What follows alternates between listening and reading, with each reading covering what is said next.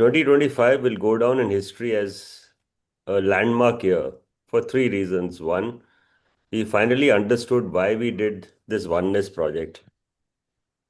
Second, the Good School Alliance has its new governing council, and all the people who were there in the first 5 years as advisors or in the council have given way to a new leadership. That's the second point. And third, very interesting, is that we finally become a medium of education where one CSR project has come our way and we are using it as a fantastic stepping stone to educate the people of a village in the Uttarakhand region on good health hygiene, focusing on the girl child. It's called the Jambaz Kishori project. So these three very, very interesting things will perhaps change the course of what we do at Good School Alliance. Over to you, Jugjeev sir. Welcome to my good school. Thank you. Thank you. Hi, Amardeep. Hi, Morning. Sandeep. How are you doing? Great. That's good.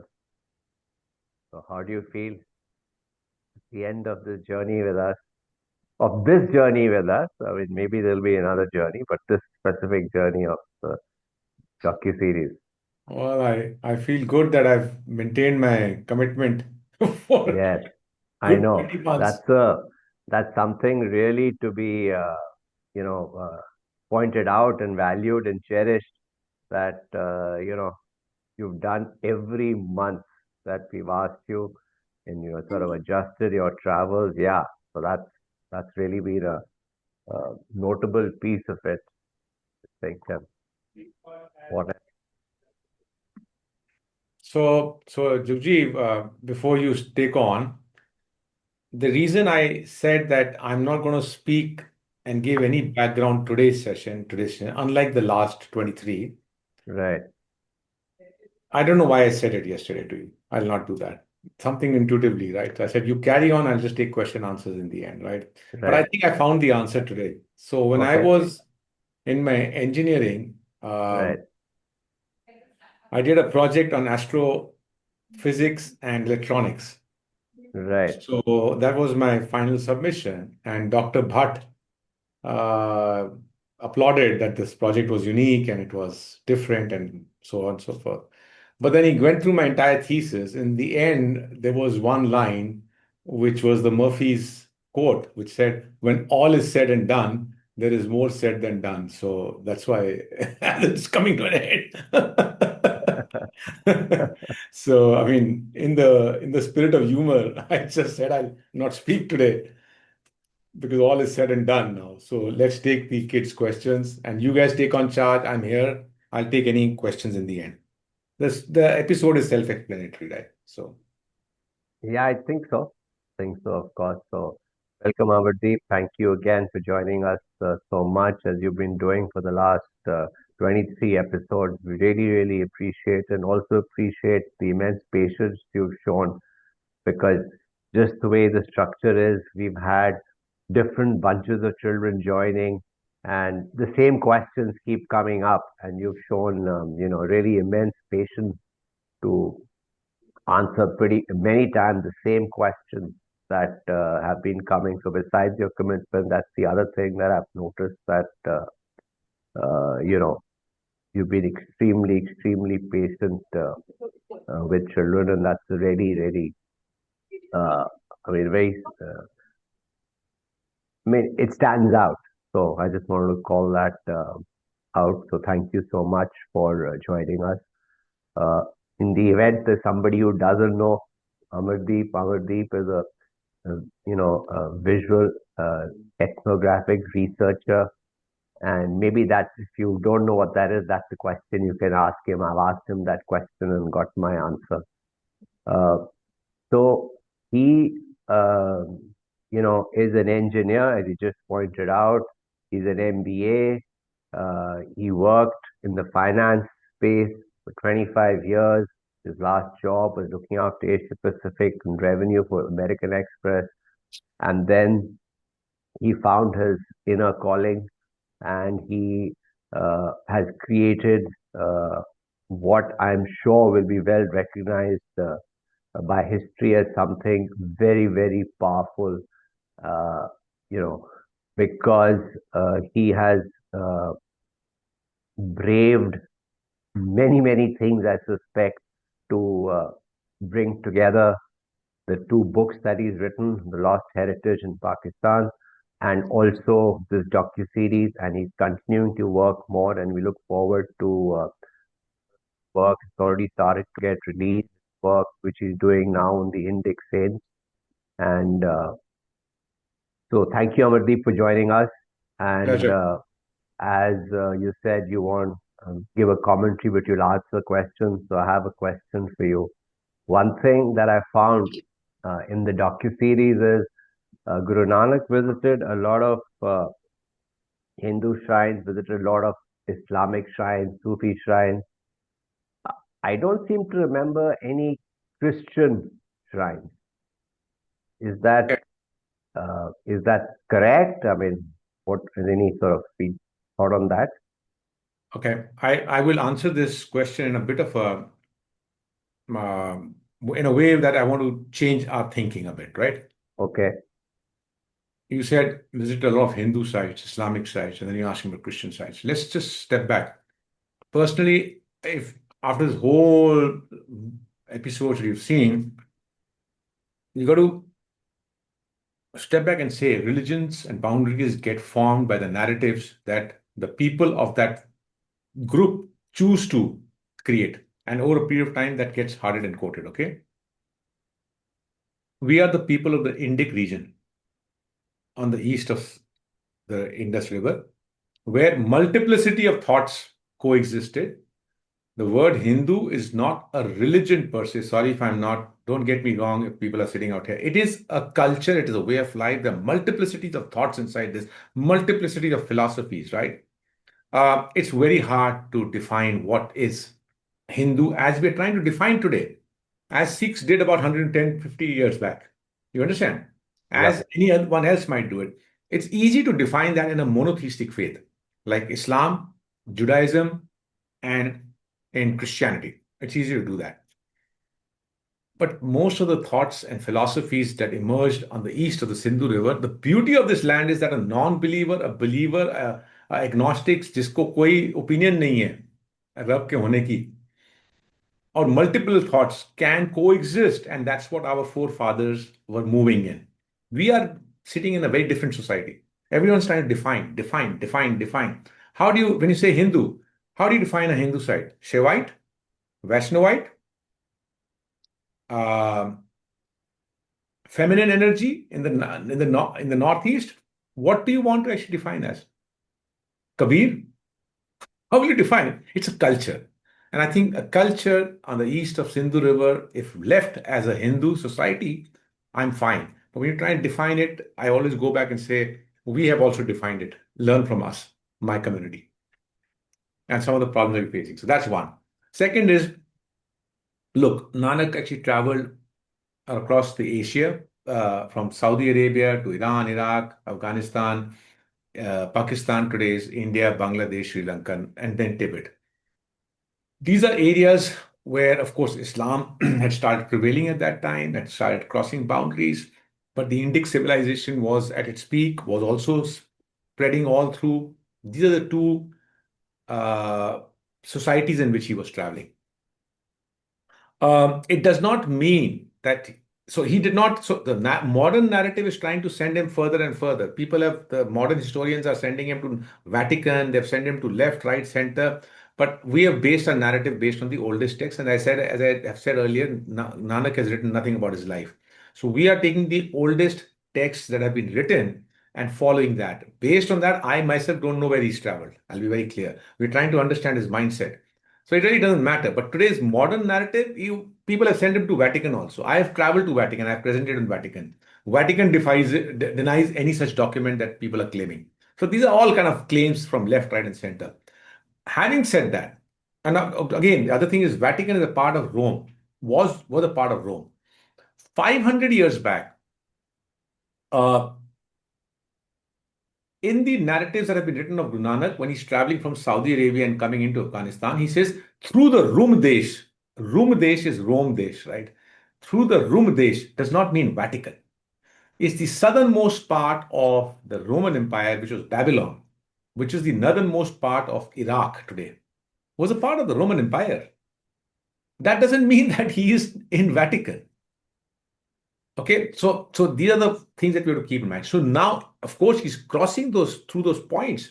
There are touch points that are happening, but his dialogues are not centered with those personalities. But his verses, and in the Granth Sahib, there are verses that are talking about Israel, and other Isa, right? These words do come in. So it's not alien. The concept is not alien. The dialogues he's not having with them. Right. Right. So in this context, well, I just thought I'd sort of Google as to when was the first church set up in India, right? And because what struck me was maybe it was, only when trading started big time was when the churches started to come. But I found that uh, 52 AD Yeah, was first when the century. first church was set up in India, just as an First aside. century AD is You're right, sir. I mean, all history students would know that. And it came as a surprise to me also when I first studied. So that's a fact. But we don't know of too many Christians and too many people over here. But they did come here in the first century. Right, right. So, Manisha, maybe you want to get ready to, show us the episode, and we can get started. If anybody has any questions for Amardeep, yes, Sandeep, please. Yeah, Jugjeev, thank you for having me here. And I'm here for a while only to do one thing. Amardeep जी, हम आपके बहुत शुक्रगुजार हैं Thank you. और आपने जितने प्यार से हमारे साथ ये समय बिताया, भगवान आपको उसी प्यार से ये ऐसा वरदान दे कि आपकी सेहत और आपकी खुशहाली सदा अमर रहे। Thank you. Thank you. आपका यहाँ होना और माई गुड स्कूल की इज्जत बहुत ज़रूरी है, क्योंकि आपने माई गुड स्कूल से इज्जत बढ़ाई है। Thank my you. Good school का नाम नहीं, इज्जत बढ़ाई है। नाम और इज्जत में बहुत फर्क होता है। नाम तो ब्रांड बन जाता है, बट इज्जत के साथ रूह होती है, इज्जत के साथ आबरू होती है। और आपने माई गुड स्कूल को एक इज्जत दी, उसके लिए Thank you. मैं दोबारा बोलूंगा, हम बहुत शुक्रगुजार हैं आपके। और जुगजीत सर, आज लगता है आप और मैं कोऑर्डिनेटेड तैयार होके आए हैं माई गुड स्कूल के लिए। देखिए अमरजीत जी, हम इतनी तैयारी करके आए थे कि आज हमको अलविदा नहीं करेंगे, आज हम सेलिब्रेट करेंगे आपकी गुणवत्ता को। और आपको हम सब झुक के अपना गुरु मानते हैं। नहीं और नहीं हमारे लिए आप ही गुरु नानक का चेहरा लाए हैं, गुरु नानक की आवाज़ लाए हैं। उसके लिए हम बहुत बहुत शुक्रगुजार हैं। मैंने मनीषा से गुजारिश की थी कि एक हमने वीडियो बनाया था अमरदीप जी के लिए, ये 2-2.5 मिनट का है। तो अगर हम इस वीडियो को प्ले करेंगे आज, ये हमारा मकसद एक तरीके से दोहराएगा। और मेरे हिसाब से ये एक कैप्सूल है जो कैप्चर करता है कि आप और हम यहाँ जिंदगी में किसी मकसद से आए हैं। और इसी पे मैं दोबारा एक बार झुक के शुक्रगुजार होता हूँ और आप लोगों को कहता हूँ कि हम खुशकिस्मत हैं। We are lucky that we have such wonderful people like Jugjeet sir, Amardeep sir, Manisha ma'am, who are here for the pure joy of giving. And that is the spirit of Good Schools Alliance. Thank you once again for letting me speak, Jugjeev sir, and say this little toast to the well-being and good health of Amardeep sir. And I'm sure we will hear the stories of Indic saints as we go along, that too at my good school. Thank you, sir. Welcome to my good school, the only school in the world which works on Sundays. But why Sundays is the only day of the week when you can read, reflect, and concentrate on relationships. That's life. That's where you experience the joy of learning. And our curriculum is indeed diverse. It reflects natural wisdom. It reflects a connectivity with your inner self. And it spreads the joy of learning. This is where we think that The whole idea of oneness comes after 3 full years of research and study. When we finally decided to open the My Good School to schools across the world, there was nothing better than oneness. What is oneness? Oneness?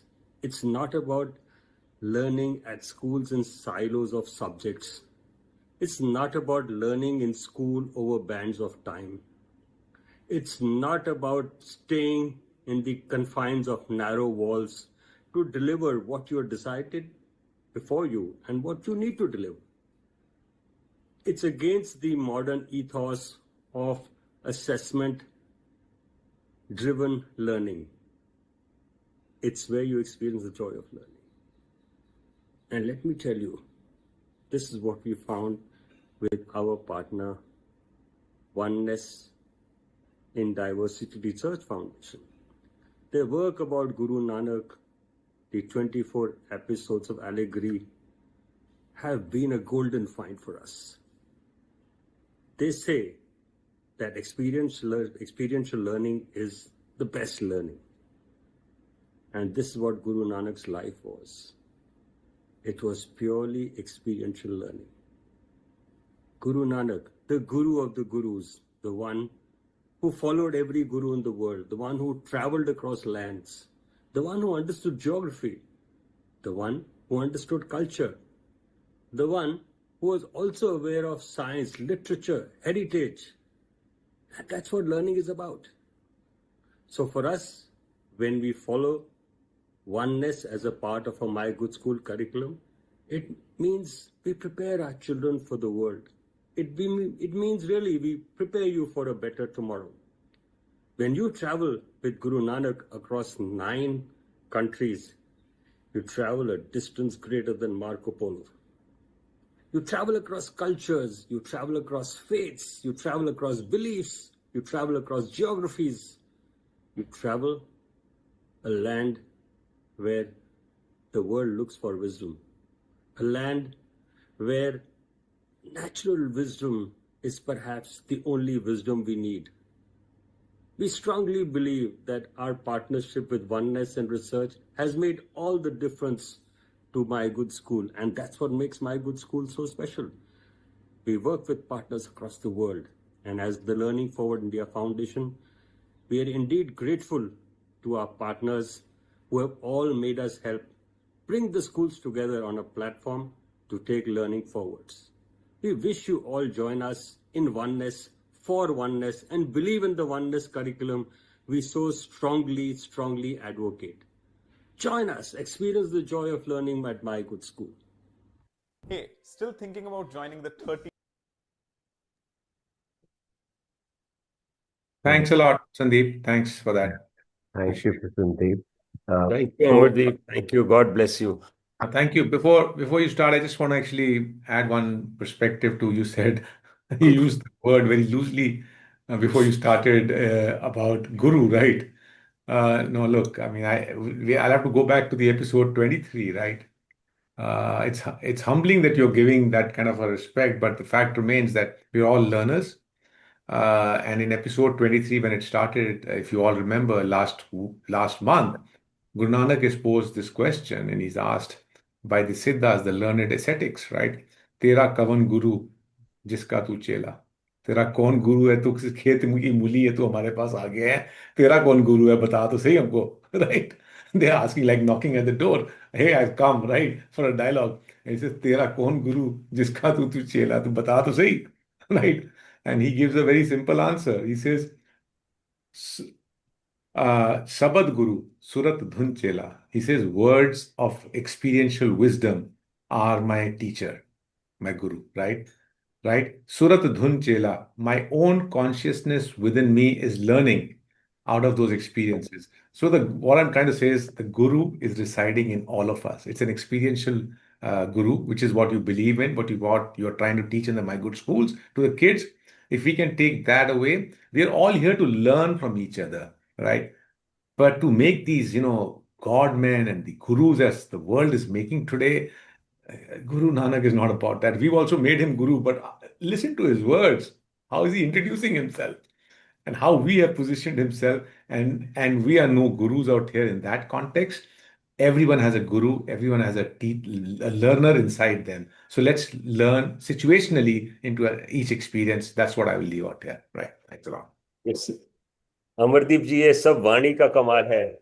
Hmm. और वाणी हमारी भगवान की दी सबसे बड़ी then है। वाणी से हम प्रचार भी करते हैं, वाणी से हम लाचार भी हो जाते हैं, और वाणी से हम आगे बढ़ते हैं। मुझे उम्मीद है अब आगे बढ़ते रहेंगे और अपनी गुरु वाणी सुनाते रहेंगे।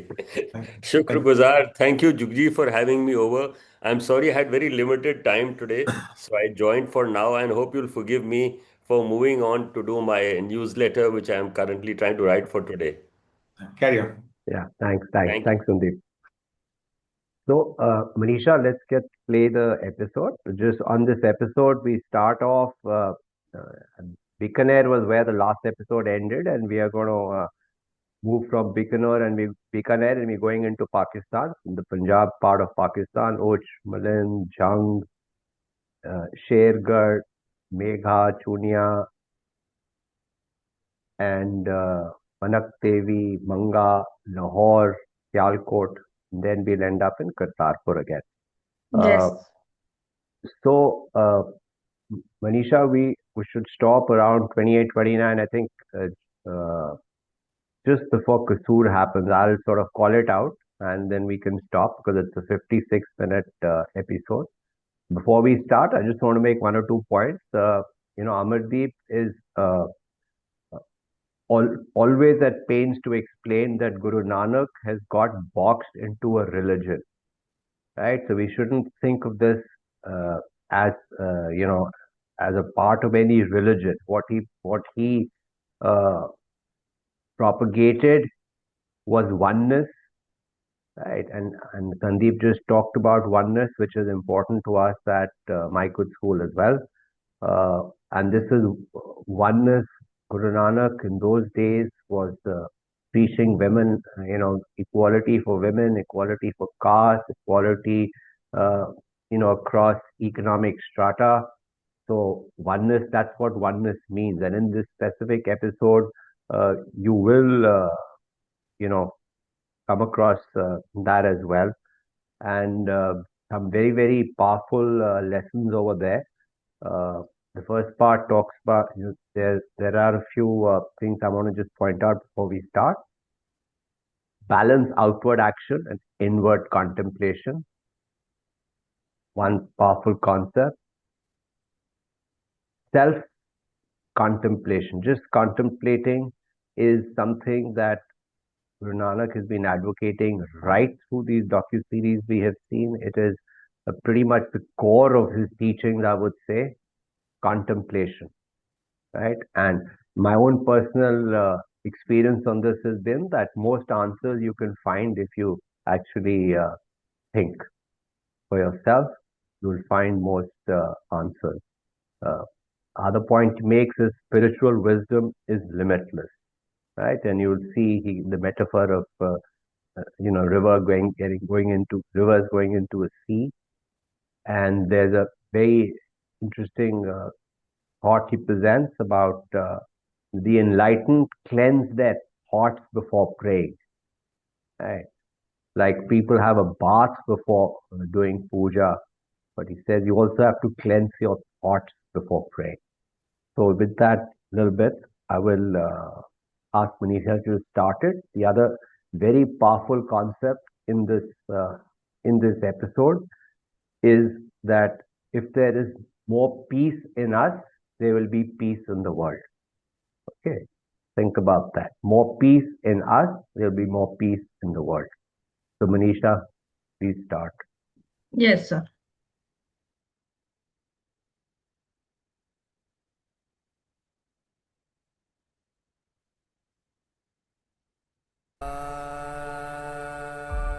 में नानक, नानक की ज्योत वहदत के सदैव नूर का ही रूप है।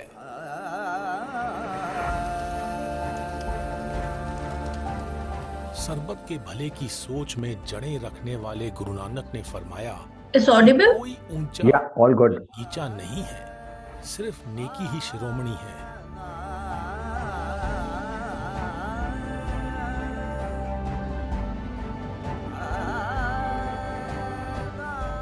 ਬਾਬਾ ਜੀ ਗੁਰੂ ਨਾਨਕ ਸਾਹਿਬ ਦੇ ਨਾਲ ਇਹਨਾਂ ਦੀ ਮੁਲਾਕਾਤ ਰਾਵੀ ਦੇ ਕਿਨਾਰੇ ਤੇ ਹੋਈ ਸੀ। ਫਕੀਰਾਂ ਦਾ ਮਜ਼ਹਬ ਇਨਸਾਨੀਅਤ ਹੁੰਦਾ ਹੈ, ਇਹਦੇ 'ਚ ਇਹਨਾਂ ਨੂੰ ਕਿਸੇ ਮਜ਼ਹਬ, ਮਸਲਕ, ਰੰਗ, ਨਸਲ ਦੇ ਨਾਲ ਕੋਈ ਤਾਲੁਕ ਨਹੀਂ ਹੁੰਦਾ।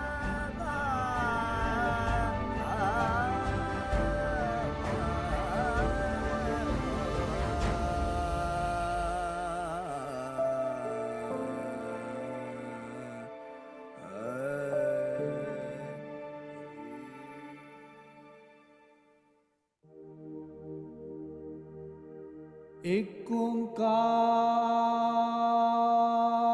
ਸਤਨਾਮ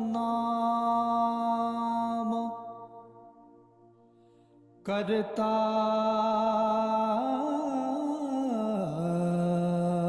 ਪੁਰਖ ਨਿਰਭਉ ਨਿਰਵੈਰ ਅਕਾਲ ਮੂਰਤ ਅਜੂਨੀ ਸੈਭੰ ਗੁਰ ਪ੍ਰਸਾਦ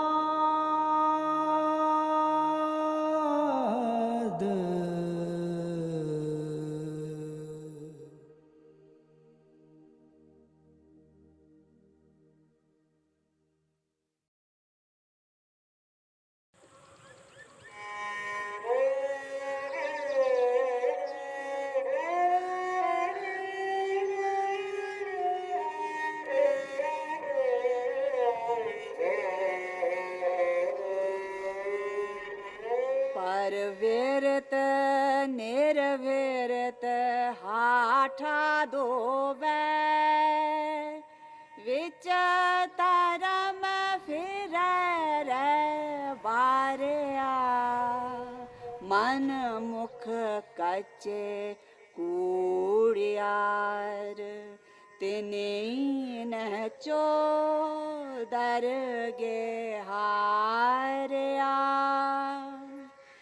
ਗੁਰਮਤਿ ਸ਼ਬਦੇ ਸੂਰ ਹੈ ਕਾਮ क्रोध जिने मारिया। बाजीगर रस्सी पर चलने का काम आसानी से कर लेते हैं क्योंकि उन्होंने संतुलन की कला सीख ली है। बाहरी भटकनों में बहने की बजाय अपनी आंतरिक मार्गदर्शक शक्ति के साथ एक सुरता कायम रखते हैं। इसी तरह दो दुनियावी सरगर्मियों में तवाज़न कायम करने के दो तरीके हैं, परवरित बाहरी अभ्यास और निर्वरित आंतरिक सोच विचार। गुरु नानक ने कहा, धर्म मार्गदर्शक शक्ति की धुरी है। इस हुनर को सीखने वाला इंसान वीर सूरमा है जो रूहानियत के राह पर आसानी से चल सकता है।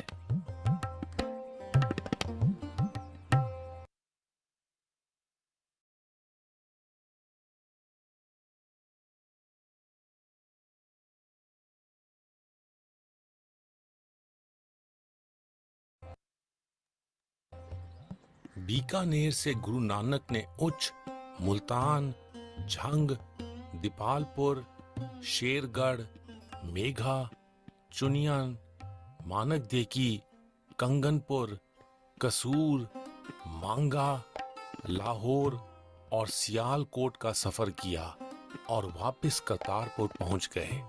उन्होंने पहले बीकानेर से उच्च का सफर किया।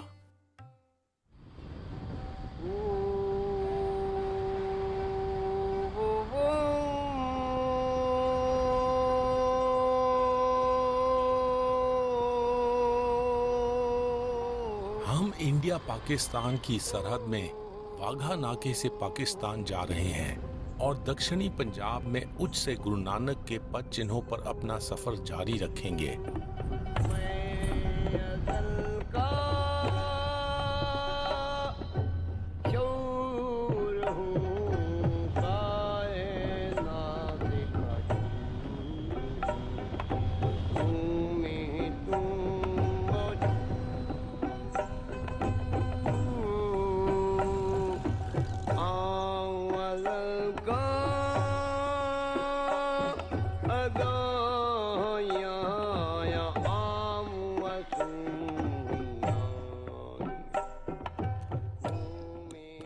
नानक दूसरी बार उच्च जा रहे थे। पहली बार तीसरी उदासी के दौरान गुरु नानक और भाई मर्दाना ने मखदूम हाजी अब्दुल शेख बुखारी के पास समय गुजारा था, जो जलालुद्दीन बुखारी की दरगाह के तत्कालीन मखदूम थे। इस उदासी तक मखदूम हाजी अब्दुल शेख बुखारी की मौत हो चुकी थी। उच्च में संक्षिप्त सा पड़ाव करने के बाद गुरु नानक चेनाब नदी के पूर्व की ओर मुल्तान शहर गए। गुरु नानक के पद चिन्हों पर चलते हुए हम उच्च से उत्तर की ओर मुल्तान शहर का सफर कर रहे हैं।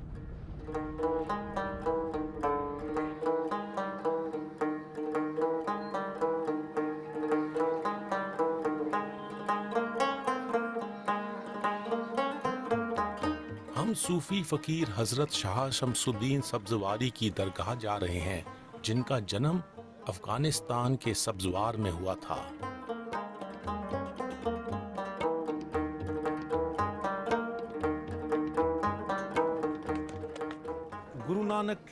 गुरु नानक ने उच्च का सफर किया और बाद में मुल्तान पहुंचे। वो हजरत शाह शमसुद्दीन सब्जवारी की दरगाह पर गए।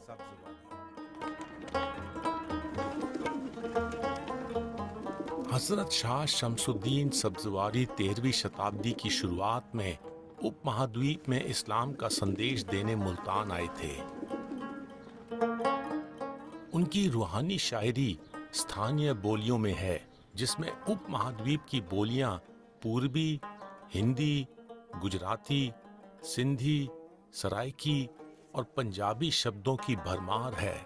वह लिखते हैं, सच्चा मेरा खालिक सिरजन, हर आपे उपाया शाह तुंदकार। इन शब्दों ने मुझे गुरु नानक की रचना जप की याद दिलाई है, जिसमें यही ख्याल है, सृजना करने के बाद सृजनहार आप ही देखकर निहाल होता है। कार कार वेखे नादार निहाल। तीसरी उदासी के दौरान गुरु नानक और भाई मर्दाना ने मुल्तान का सफर किया और उनकी मेहमान नवाजी मखदूम बहावदी ने की, जो उस समय शेख बहाउद्दीन जकरिया की दरगाह के रूहानी प्रमुख और सेवादार थे।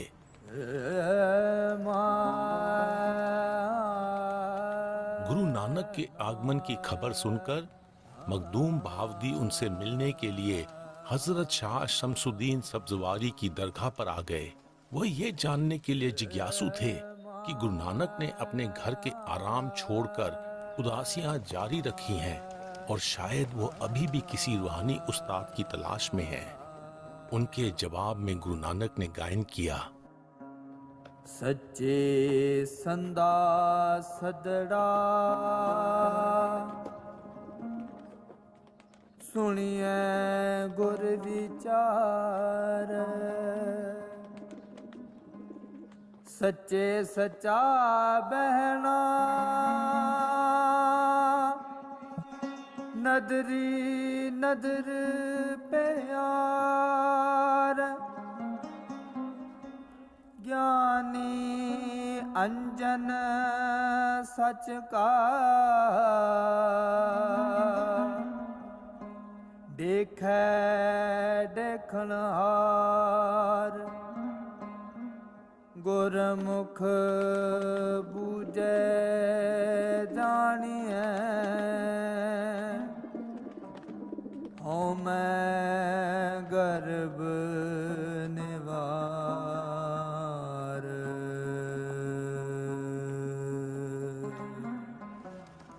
गुरु नानक रूहानी सहयोग वाले रास्ते के राही थे।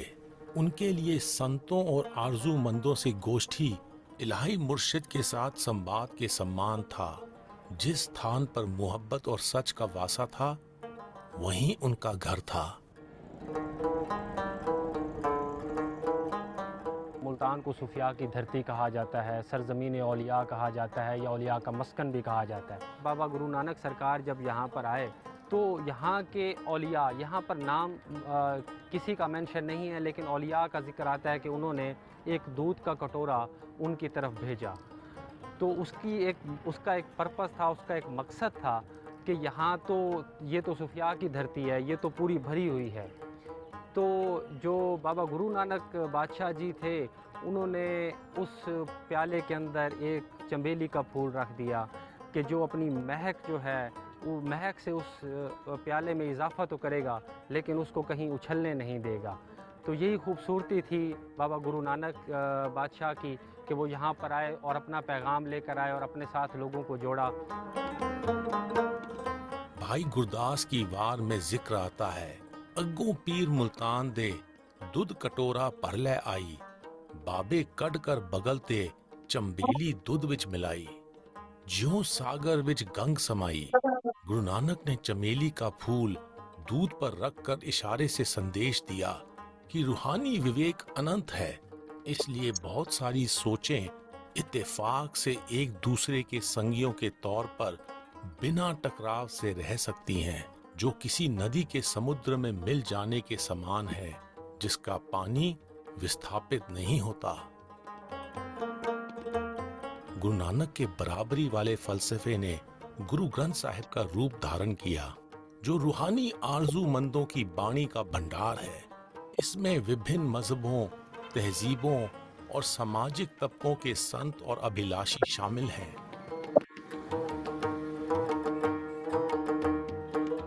गुरु नानक के दियानत वाले उसूलों की मिसाल देने के लिए गुरु ग्रंथ साहिब में शामिल शब्दों का हवाला दिया जाता है। यह दिलचस्प है कि हजरत शाह शमसुद्दीन सब्जवारी की दरगाह के अंदर की दीवारों पर गुरमुखी में सिखों के नाम लिखे हुए हैं। पंजाबी लिखने के लिए यह लिपि अब पूर्वी पंजाब में उपयोग की जाती है। इस दरगाह के सेवादार ने बताया कि यह लिखे हुए नाम 1947 से पहले के हैं, जब गुरु नानक की याद में सिख इस दरगाह पर अकीदत के लिए आते थे। गुरु नानक ने मुल्तान से चिनाब के पूर्व की ओर झंग शहर का सफर किया। हम अब मुल्तान से झंग जिले के गांव नानक सिर जा रहे हैं।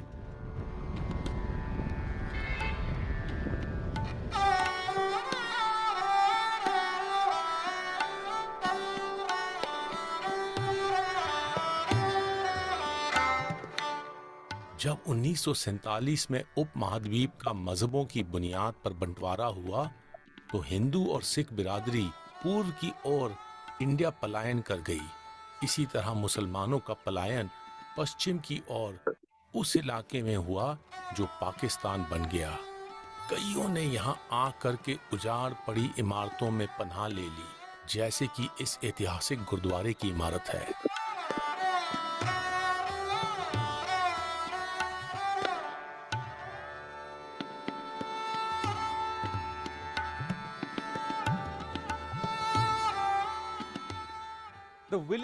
झंग शहर के पास के इस गांव का गुरु नानक के नाम पर नानक सिर नाम रखा गया है। यह गुरुद्वारा गुरु नानक की याद में बनाया गया था। Made in the memory of Guru Nanak. In a discussion with the ग्रामीणों से चर्चा करते हुए मैंने उनसे पूछा कि क्या वे इस गुरुद्वारे के ऐतिहासिक महत्व के बारे में जानते हैं। वे अनजान थे। इसके बावजूद वे सत्कार के तौर पर यहाँ प्रतिदिन दीप जलाते हैं।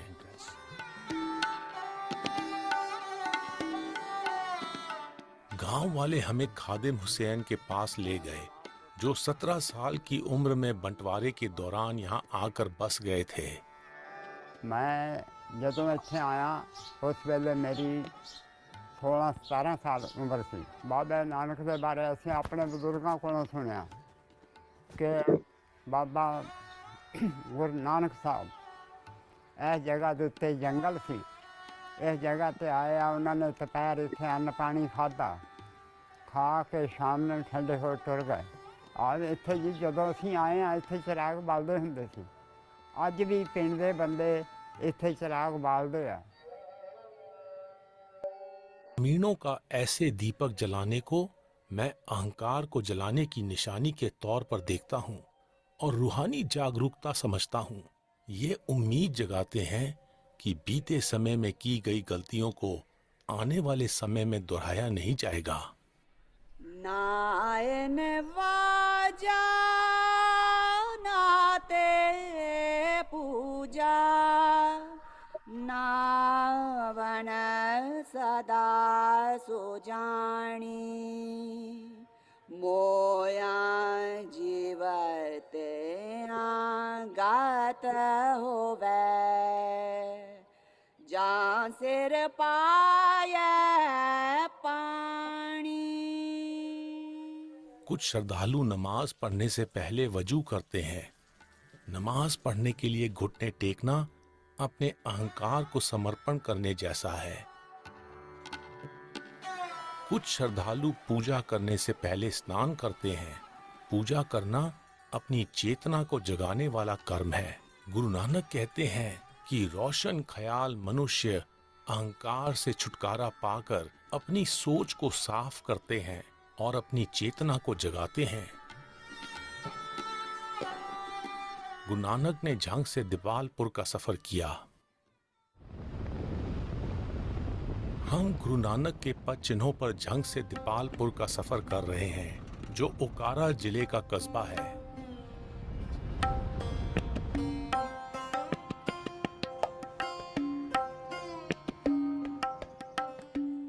हम छोटा ननकियाना गुरुद्वारे वाली पुरानी जगह पर जा रहे हैं, जहां गुरु नानक के दीपालपुर आने की याद में गुरुद्वारा बनाया गया था।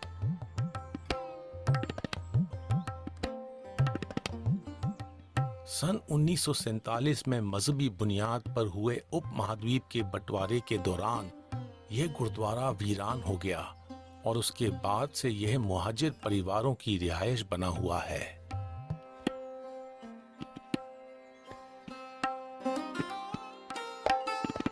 खंडर हुए इस गुरुद्वारे की दीवारों पर उकेरे गए गुरु ग्रंथ साहिब के शब्दों पर समय का असर नहीं हुआ है।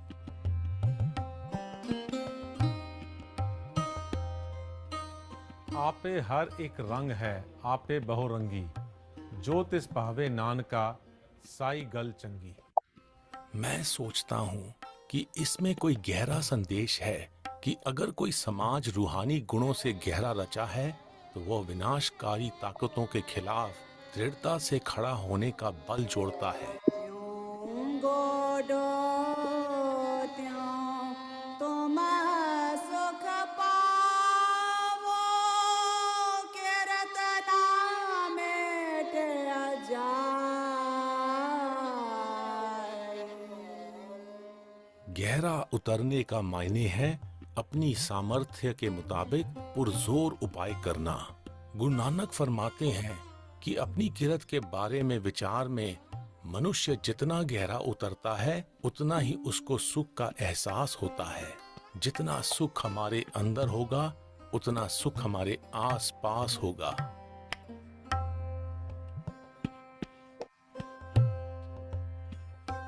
गुरु नानक ने दीपालपुर से शेरगढ़ का सफर किया। गुरु नानक के पद चिन्हों पर हम दीपालपुर से शेरगढ़ का सफर कर रहे हैं।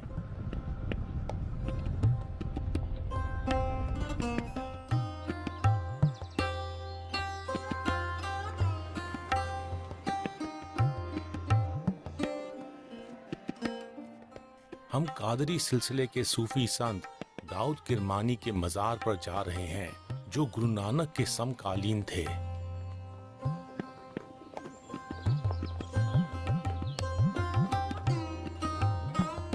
मेहरबान जन्म साखी में जिक्र आता है कि शेरगढ़ में गुरु नानक की मुलाकात दाऊद किरमानी से हुई थी, जो रूहानी पक्ष से पहुंचे हुए इंसान थे।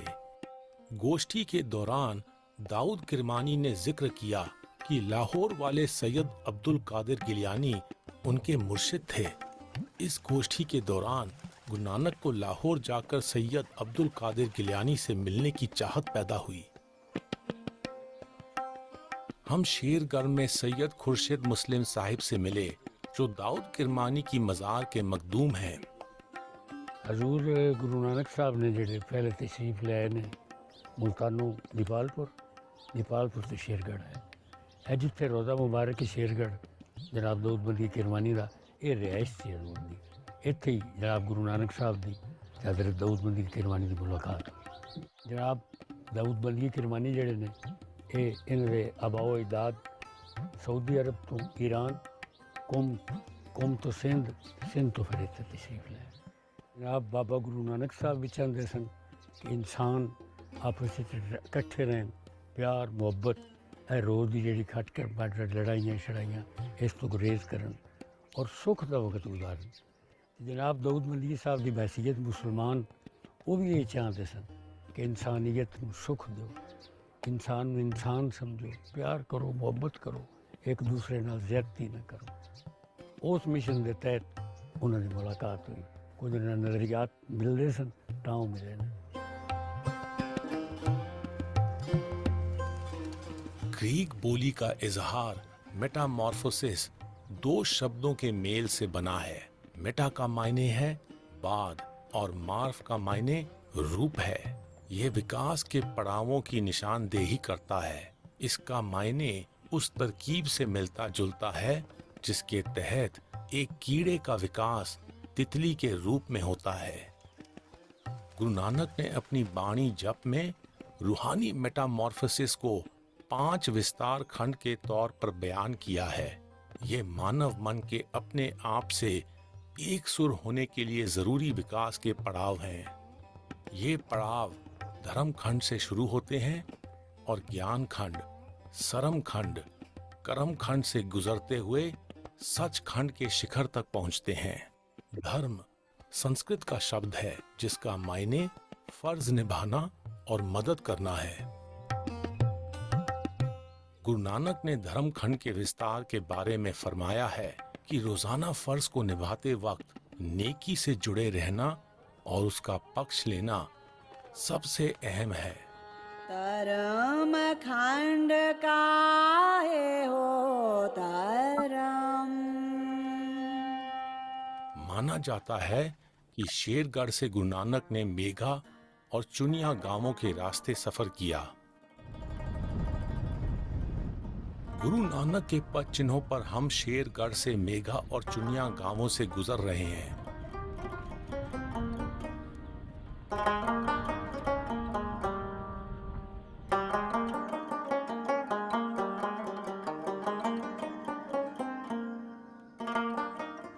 मेघा में खस्ता हाल और वीरान छोटा ननकियाना गुरुद्वारा है जो गुरु नानक की याद में बनाया गया था।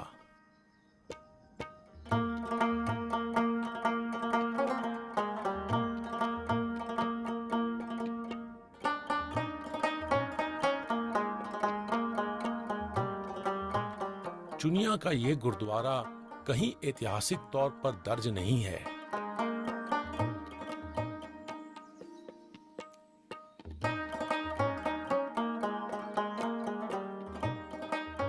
ज्ञान संस्कृत का शब्द है जिसका मायने बोध है।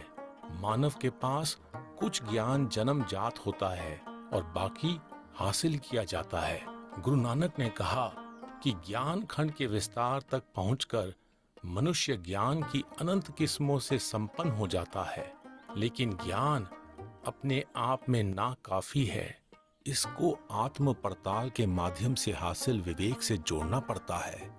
यह किसी हुनरमंद तीरंदाज की कला है जो कमान को अपनी तरफ खींचता है ताकि तीर निशाने पर मारा जा सके। ज्ञान खंड में ज्ञान प्रचंड।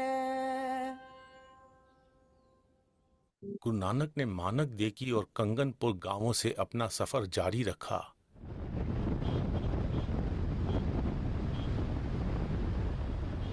गुरु नानक के पद चिन्हों पर हम मानक देकी और कंगनपुर गांवों से सफर कर रहे हैं जो एक दूसरे के करीब हैं।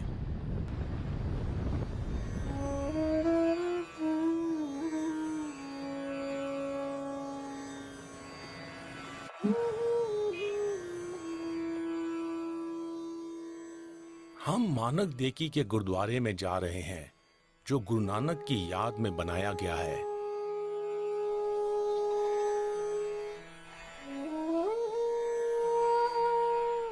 सन 1947 के बंटवारे में यह स्थान वीरान हो गया था और इसका बचा हुआ गुरुद्वारे का एकमात्र कमरा अब एक अप्रवासी परिवार का निवास स्थान बना हुआ है। कथा के अनुसार गुरु नानक के आगमन के समय इस गांव के निवासी विनम्र और नैतिक थे। माना जाता है कि यहाँ से जाते समय गुरु ने ग्रामीणों से कहा, उजड़ जाओ।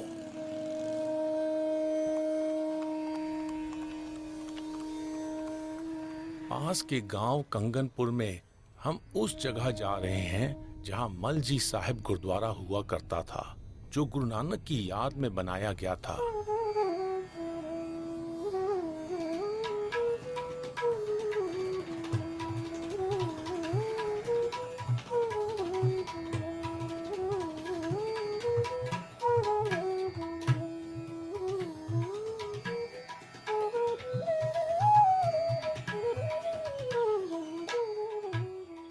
सन 1947 के बंटवारे में यह गुरुद्वारा वीरान हो गया था। तब से एक मुहाजिर परिवार का ठिकाना बना हुआ है। कथा के अनुसार गुरु नानक के आगमन के समय इस गांव के निवासी असभ्य और अनैतिक थे।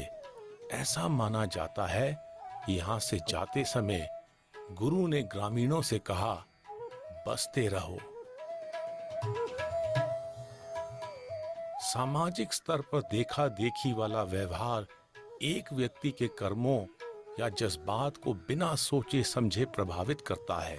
गुरु नानक ने नेक ग्रामीणों की सराहना की और इच्छा जाहिर की कि उनकी नेकी का वितरण बाकी लोगों में होना चाहिए, इसलिए उन्हें उजड़ जाना चाहिए। और साथ ही वो चाहते थे कि अहंकार से भरे ग्रामीणों को घेरा बंद रहना चाहिए, ताकि उनके नकारात्मक मिजाज से दूसरे को संक्रमण ना हो।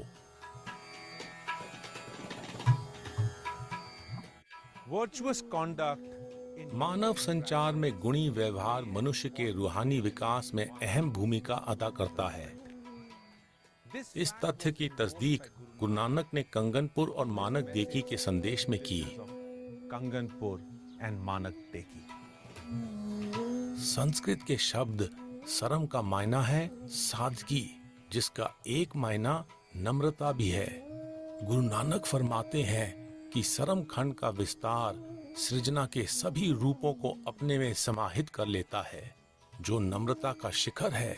इससे मुझे कोयल याद आती है, जो विनम्र होने के कारण छुपी रहती है, परंतु निस्वार्थ होकर सुरीली आवाज निकालकर खुशी बांटती रहती है।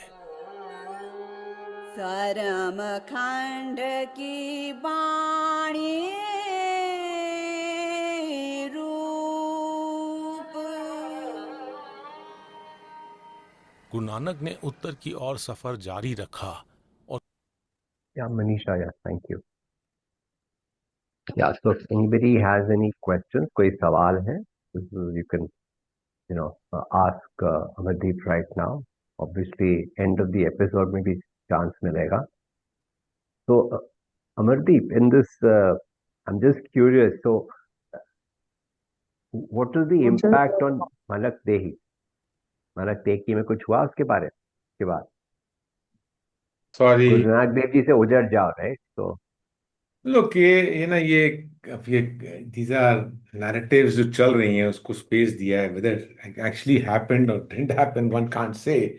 But these are written in the text, right? So impact यही है कि I kind of feel this way, and this is something that I'll apply to our own community. I kind of feel this way sometimes. If he was not welcomed and the people who were not too good out there, and he gave them the blessing that keeps settle where you are, right? And the ones who were very nice and very welcoming and they were exhibiting goodness, he said, Ujar jao, because goodness should spread everywhere. And the sometimes I think, sorry if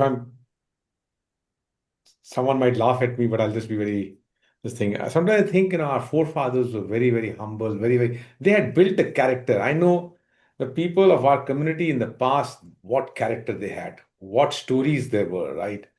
Apart from the fact that people make jokes about us, but what character they had, right? And sometimes I feel the history has been such that the words of Guru Nanak, because they wanted to spread goodness, has created a partition and disrupted the entire people of those lands, and they've landed everywhere. But now, then I look at it, are our characters of the same level of our current generation? And I say, absolutely not. We don't give the same energy as what our forefathers were doing. So maybe the other thing will happen now that you've dispersed. Probably you'll stay put where you are because now wealth is the primary thing, right? So you will stay put with your wealth where you are. This is just my two humble thoughts. No, fair enough. Fair enough. Uh, in fact, in what's coming up, obviously there is little more detail on the different spiritual states, Dharam Khand, Gyan Khand, Dharam Khand, Karam Khand, and Sach Khand. But we are also going to go to Kasur, which is where come across Bulle Shah, and you'll find out who started Kasur, which is also an interesting historical fact. Uh, One point that comes across in the next section is diverse philosophies, are for spiritual awakening, and that's what Guru Nanak Dev Ji did in his life, right? He traveled to different places and had dialogues with people. So dialogue was one of his key ways to engage with people, right? Dialogue, and that's something again in today's world which is very relevant. Uh, the I'll just come to you, Minakshi.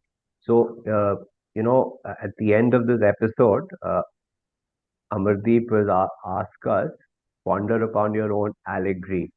So, I mean, Amardeep, just help people understand the meaning of the word allegory. Well, allegory is a big metaphor that is embedded inside, sorry, not big. Allegory is basically hidden metaphors embedded inside a big narrative. That's one way of looking at it, right? But it's metaphoric, right? When small matters like building blocks add up, they become an allegory, right? Uh, in Hindi, we called it as रूपक. रूपक basically means किसी चीज की बात करना लेकिन उसको clearly जाहिर नहीं करना और बातों बातों में उसका संदेश पड़ा हो, वो रूपक हो गया. Punjabi mein we have used the word sanat. Sanat is a very tough, very less used word in Punjabi. I mean, it used to, the elders would use it. Sanat होएगा, in the villages they'll say वो सैनते मार रहा है, मतलब इशारे दे रहा है, इशारों में बात कर रहा है. So बात ये है कि allegory means इशारों में बात करना. This narrative is not to be anchored in the physical sites. It's not to be anchored. This entire journey, sometimes I think it's a journey made because people, human mind wants to anchor in physical sites to be able to attract the attention of the people. Because if you start telling the philosophy without that, people will not even actually listen to it. Yeah. So that's number one. It's an allegory as to why did you actually do this massive journey. I mean, it was a highly risky journey across these countries and then finding these places and doing it in a current socio-political environment. It's a madness, right? Why did you do it? Well, to get the message across in a different way. The other thing then the messages is, are the messages literal or are they pointing to something else, right? Absolutely. If you take the translations today that we are showing all around, they are literal translations. They make no sense. But these saints talk in metaphoric languages. If you listen to Kabir Sahib, I mean, Kabir Sahib will talk in inverted messages. He'll talk about jal ki machli ped chade, right? I mean, like the lion is grazing the cows. I mean, I can't get into that topic right now, but these are inverted messages. They're deep metaphoric messages. Can it even happen that a lion can graze a cow? Can it even happen that a fish will climb up a tree? So these are very deep metaphoric messages, and to unravel those metaphoric messages is what this allegory is all about. That's what it means. Right. Thank you. Yes, Meenakshi. There are two things I'd like to talk about with Mr. Amardeep, sir. One, you commented about people used to make fun of y'all and y'all were great people, right? I don't think anybody has a right to be prejudiced or to make fun of anybody. I myself face this problem being a Bihari. You know how prejudiced two people are today towards Biharis, and so I don't think these people were in any way great people. The ones who were making fun. The greatness lied in the Sikh community at that time, or even today, I'll say, because today also we do have lots of Sardarji jokes, when they do not react to this sort of a prejudiced outlook. The second thing is, sir, I would just like to talk about wealth. Okay, like you're saying, they are more interested in money and all. But isn't money an energy which we need to decide how we use, whether we use it in a positive manner or a negative manner? There is nothing wrong in wealth. The whole message inside the series is Nanak is time and again saying you don't have to run away from this world. When he's Yeah. going to these places of ascetics have given away. In fact, at Bata, if you remember in the episode, I think it was last episode, it was right, and Batala. At Achal Atal Batala. I mean, Batala. Yeah. he's talking to these Shaivite yogis, and the Shaivite yogis are telling him, because you are married, because you're living a family life, you are like a वो भांडे के अंदर में अगर दूध के बीच में जाग पड़ जाए तो दूध कर्डल हो जाता है, तो तुम्हारा जो है पूरा चित्त जो है कर्डल हो गया है, तुम एंटाइटल नहीं हो स्पिरिचुअलिटी के लिए. And what a profound message he gives in that verse out there. And then he makes them question. He says, you are attached to Shiva. Shiva himself was married to Parvati. In fact, he married twice, to Sati and then to Parvati. And then you are choosing a path of recluse. So if you are going to be a recluse, and then he questions, you are calling yourself a recluse, but then you go to the same people who have the material wealth to beg for food from them. What hypocrisy is this, right? So, and Nanak's entire life, you will see in this episode, in fact, even prior to this, he has set up after his 22 years of journey, that was his personal quest. Ultimately, he comes back and he implements a model of earning through your own labor, and that's a principle he's going to demonstrate. He's already started demonstrating in the previous episode, but then he started his next journey. But now he's going to settle down. You'll see in this episode at Kartarpur, and he become a farmer for the rest of his life. He'll farm. A commune that gets together. He gives them the principles of earn through your hard labor, share whatever you are actually having in the commune, and be contemplative. These are the three principles he gives, right? So he's not the person who's saying that wealth is bad, but wealth has to be used constructively. Maniacal pursuit of wealth, I still say our communities, not just our community, our generations are today moving away from that essence of पहले वो होता था कि थोड़ा होता था, रजे होते थे हम लोग, राइट? आज बहुत है तो पर भी अभी और चाहिए. That's the problem that we're talking about. But then that's the way the society moves. Some of us can evolve from this, and when you get peace, and what Jugjeev said, I mean, if you want world peace, the peace has to be in your mind first, right? So I think that's what it is. And regarding the joke, I mean, I look, I appreciate you made that statement, and I am more Bihari, by the way. I was born in Gorakhpur. We had businesses in Bihar. वो बात दूसरी है कि भी आज मैं बिहारियों के साथ रह नहीं रहा हूँ, तो मैं थोड़ी भोजपुरी और बिहारी भूल गया हूँ. लेकिन I have grown up talking in Nepali, Bhojpuri, Bihari. Point is, my guru, 10th guru, was from Bihar itself. So the point, yeah, I feel for this, what you say. This is a problem of the society of what we call as groupthink. You see, whenever you are a minority, it's a psychological, it's a problem of psychology, right? That whenever you actually are in a small minority somewhere, the larger majority will group around to make fun of you, right? Now, a Bihari as a community will be made fun elsewhere because you are in a minority there. An African American will be made fun out there in America. This is a problem everywhere in the world. The same Gora who makes fun of him will be made fun elsewhere, right? So I guess this is what the reality of life is, and we have to rise above, and we have to realize we are all a part of the same creation and respect and learn to respect each other. I mean, differences is something that we create for each other, right? It's the problem is not that they have a prejudice, it's the way they express it. It's not that that is not the problem. I agree. I agree Yeah. with you. I agree with you. Yeah, Veda, you have a question. Yes, sir, I want to ask that, like, as you said, Guru Nanak said to others, like, some of them bichar jao, some of them ki bas jao. So, if he met us, like the generation, today's generation, so according to you, what will be the word he should convey us? Like, he will convey us. Well, I think, I really don't know. That's a very intense question. I don't think I'll be able to answer that. All you need to take away from that piece is the story out here. It's just the metaphoric story of letting goodness prevail. That's the only thing. We should not go hard coded as to what he would say here. All I will say is, I've said this earlier also, he will be disappointed with all of us because what we are following, what we have created, what we have boxed, he will be disappointed on all fronts.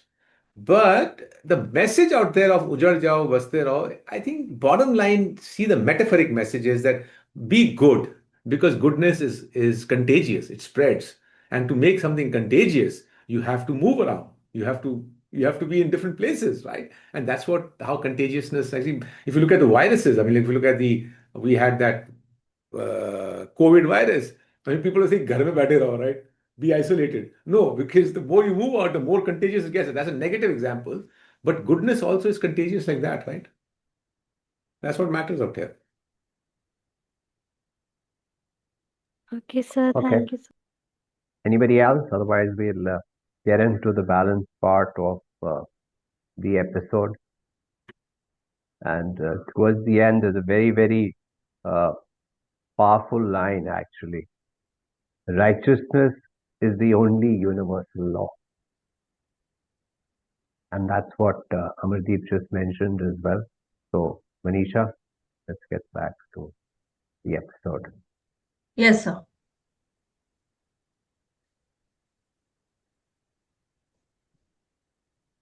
And in this part, you'd see, more examples of oneness and the commune and what Amardeep talked about of the last part of Guru Nanak Dev Ji's life. Go ahead, Manisha. कसूर से गुजरे गुरु नानक के पद चिन्हों पर हम कसूर जा रहे हैं जो इंडिया पाकिस्तान की सरहद के नजदीक बसा शहर है।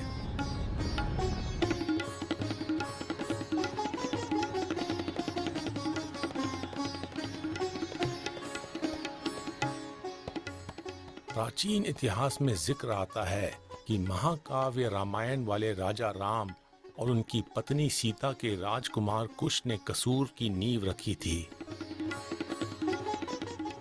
ये शहर 17वीं शताब्दी के प्रसिद्ध सूफी संत बुल्ले शाह की आरामगाह के तौर पर भी मशहूर है। कसूर जिले में कई गुरुद्वारे थे जो 1947 के बंटवारे के बाद बुला दिए गए हैं। हम कालू खाड़ा जा रहे हैं जहां सभी प्रकार की उपासना और अकीदे का साझा स्थान है जिसे गुरुद्वारा राम थमन कहते हैं। यह गुरु नानक की मौसी के पुत्र राम थमन की याद में बनवाया गया था।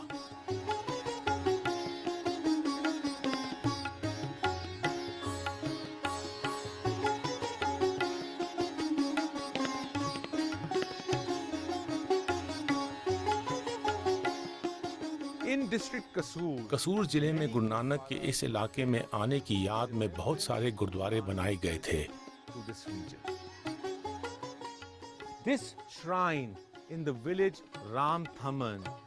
अब गुरु नानक की याद में राम थमन गांव का यह स्थान ही बचा है।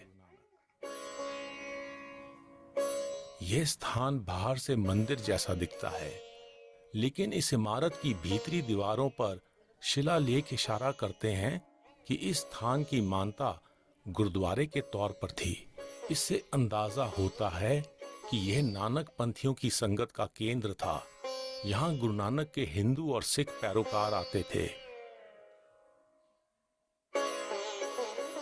एक ओंकार सतगुर प्रसाद गुरुद्वारा बाबा राम थमन संवत 444 नानक शाही नूं। The gate to this Ram Thaman में इस सर्वसाझी इबादत वाले स्थान की ड्योढ़ी नानक शाही संवत 444 में बनाई गई थी।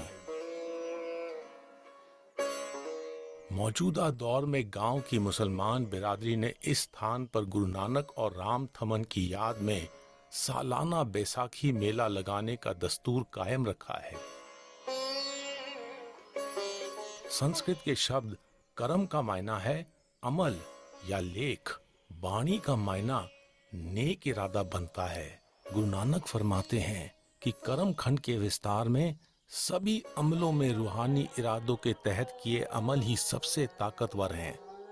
कर्म खंड की बाणी जोर। गुरु नानक ने कसूर से मांगा का सफर किया। गुरु नानक के पद चिन्हों पर हम कसूर से मांगा में छोटा ननकियाना गुरुद्वारे के खंडर देखने जा रहे हैं। यह गुरुद्वारा गुरु नानक की यहाँ आने की याद में बनाया गया था।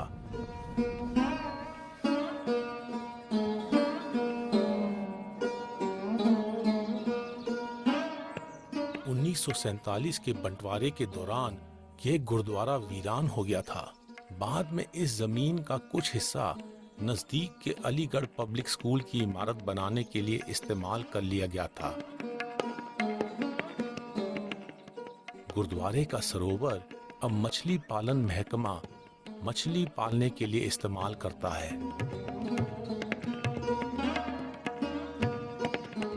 संस्कृत के शब्द सच का मायने है सत्य। इसका मतलब तथ्यों और हकीकत से एक सुर होना है। गुरु नानक फरमाते हैं कि सच खंड के विस्तार में मनुष्य को अंतिम सच का एहसास होता है कि निरंकार का वास सृजना के कण कण में है। इस विस्तार में पहुंचकर ही मनुष्य मुक्ति के पड़ाव पर पहुंचता है। सच खंड वसे निरंकार।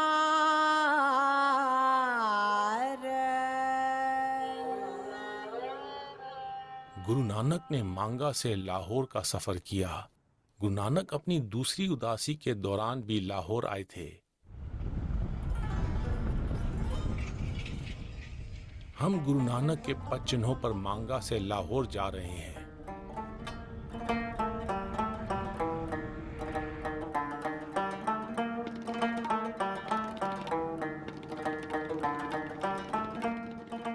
मेहरबान जन्मसाखी में दर्ज है कि गुरु नानक सैयद अब्दुल कादिर गिलानी से मिलने लाहौर आए थे, जिसके बारे में उन्होंने शेरगढ़ में उनके श्रद्धालु दाऊद किरमानी से सुना था।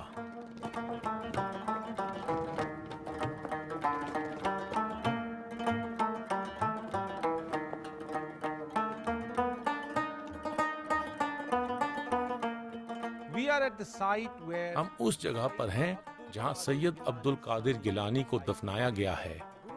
गुरु नानक उनको लाहौर में रावी नदी के तट पर मिले और दोनों ने रूहानी गोष्ठी की।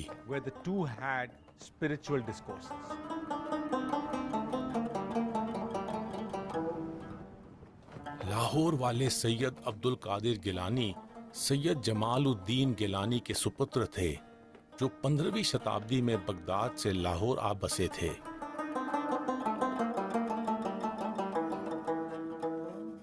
वह कादरी सूफी सिलसिले से संबंध रखते थे, जिसकी शुरुआत 12वीं सदी के संत पीर मोइनुद्दीन अब्दुल कादिर गिलानी ने बगदाद में की थी।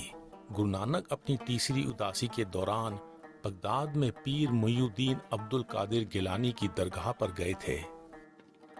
हजूर बाबा जी सरकार दा ताल्लुक सैयद अब्दुल कादिर जिलानी दे नाल ताल्लुक रखदा बगदाद शरीफ वाले नाल। आप उन्हां दी औलादे पाक ही चो ने। आप दी करामात दे रूहानियत दे हवाले नाल आप दा नाम भी अब्दुल कादिर सानी रखता, दूसरा अब्दुल कादिर। कि बाबा जी गुरु नानक ਸਾਹਿਬ ਦੇ ਨਾਲ ਇਹਨਾਂ ਦੀ ਮੁਲਾਕਾਤ ਰਾਵੀ ਦੇ ਕਿਨਾਰੇ ਤੇ ਹੋਈ ਸੀ। ਫਕੀਰਾਂ ਦਾ ਮਜ਼ਹਬ ਇਨਸਾਨੀਅਤ ਹੁੰਦਾ ਹੈ, ਇਹਦੇ 'ਚ ਇਹਨਾਂ ਨੂੰ ਕਿਸੇ ਮਜ਼ਹਬ, ਮਸਲਕ, ਰੰਗ, ਨਸਲ ਦੇ ਨਾਲ ਕੋਈ ਤਾਲੁਕ ਨਹੀਂ ਹੁੰਦਾ।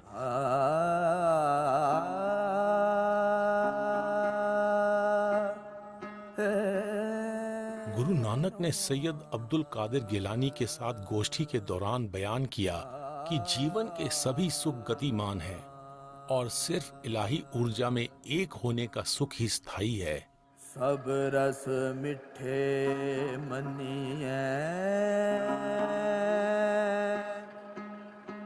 सुनिए सालोने खट तुरसी मुख बोलना मारण नाद किए छति अमृत पाओए गजा को नदर करे। कुदरत में विभिन्न स्वाद भरे हुए हैं, जो स्वाद इंद्रियों में लुत्फ उभारते हैं। जैसे गन्ने की मिठास है, नमक का नमकीनपन है, नींबू की खटास है और मिर्च का करारापन है। गुरु नानक फरमाते हैं कि इसी तरह विभिन्न फलसफों का इरादा रूहानी सोच को उकसाता है, जिससे विविध सृजना को मानने से लुत्फ में बढ़ोतरी होती है।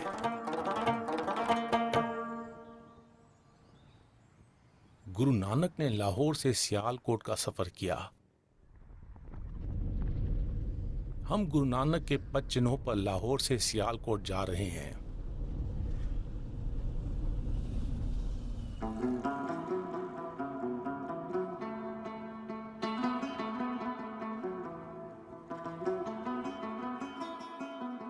दूसरी उदासी के दौरान गुरु नानक सियालकोट में मूला खत्री से मिले थे और उन्होंने कुछ समय इकट्ठे सफर किया था।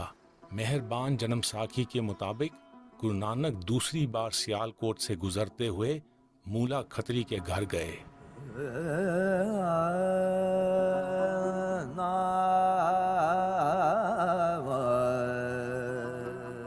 मूला खत्री की पत्नी ने गुरु नानक का गर्म जोशी से स्वागत किया, लेकिन उन्हें डर था कि उनका पति फिर से सफर पर जाने का फैसला कर लेगा। इस कारण उसने कह दिया कि उसका पति सियालकोट में नहीं है। इस फरेब के बारे में सुनकर मूला खत्री ने प्राण त्याग दिए। मूला खत्री की मौत के बारे में सुनकर गुरु नानक अंतिम संस्कार में शामिल होने के लिए उनके घर गए। सच्ची और सदा साथ निभाने वाली निष्ठा का संदेश देने के लिए गुरु नानक ने गाया, जो तो प्रेम खिलन का चाओ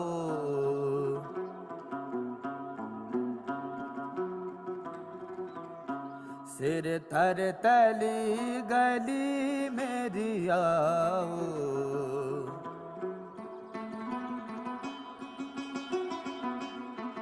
इत मार्ग पैर थरी जाए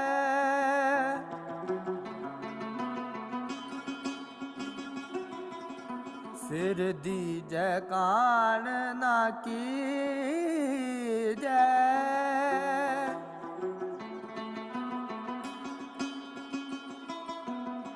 जो तो प्रेम खिलन का चाओ।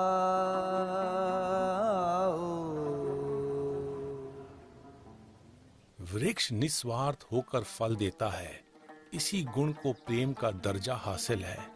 भंवरा शहद की तलाश में फूलों की ओर खींचा जाता है, इस गुण को मोह करार दिया जा सकता है। प्रेम तो करुणा से उपजता है, जबकि दूसरी तरफ मोह की उपज अहंकार से होती है।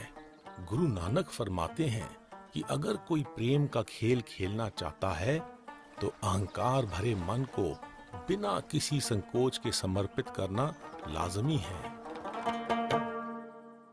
सियालकोट से गुरु नानक करतारपुर के लिए निकल पड़े।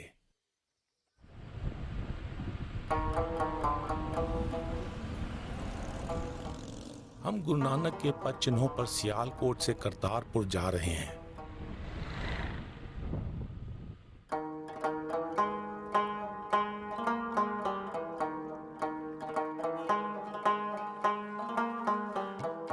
करीब 2 साल की लंबी उदासी के बाद गुरु नानक करतारपुर लौट आए।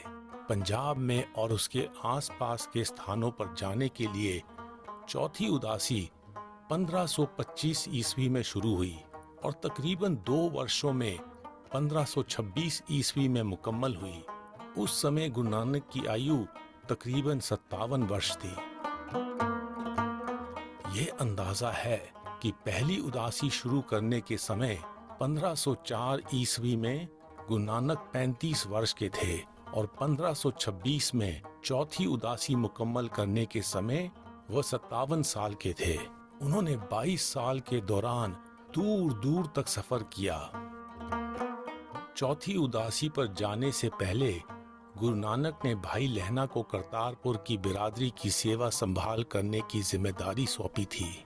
करतारपुर लौटने के बाद गुरु नानक ने डेरे के नेतृत्व का काम जारी रखा। इत्तेफाक वाली जिंदगी बसर करो, नेक कमाई करो और रूहानी अमल करो।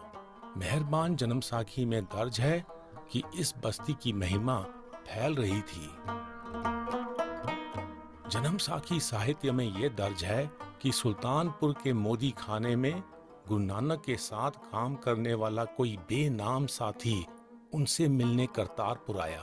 उस साथी ने गुरु नानक से पूछा कि उन्होंने उदासियों से क्या हासिल किया और तजुर्बा साझा करने के लिए अर्ज की। गुरु नानक ने जवाब दिया, हृदय नाम नाही मन भंग,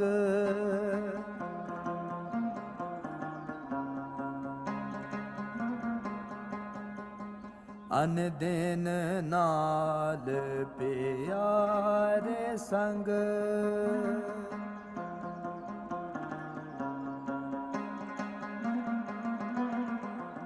हर जियो राखो अपनी सरनाई,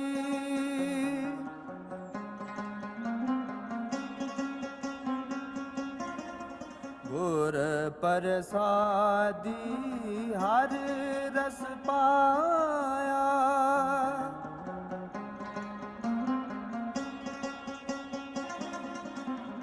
नाम पदार्थ नौनिध पाई,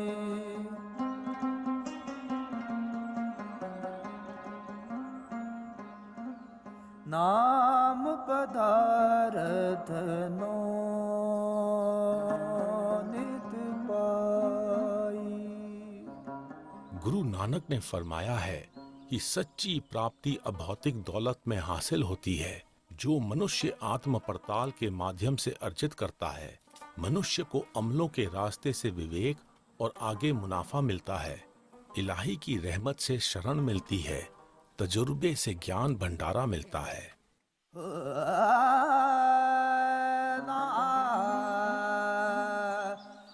मेहरबान जन्मसाखी में जिक्र आता है कि दूसरा गुमनाम दोस्त करतारपुर में गुरु नानक को मिलने आया और वहाँ की तर्ज़े जिंदगी को देखकर बहुत प्रसन्न हुआ।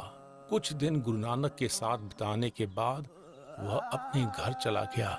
उसने अपने परिवार के सदस्यों को करतारपुर की परंपरा के अनुसार सत करतार कहकर संबोधित किया, जिसका मायना था कि केवल करतार ही सत्य है।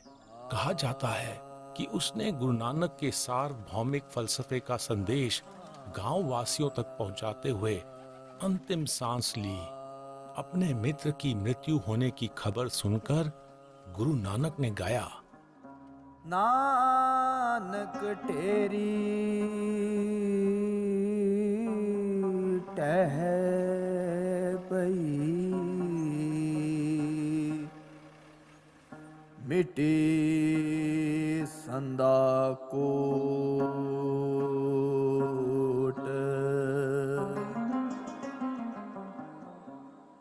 भीतर चोर बहालिया, कोट वेजिया खो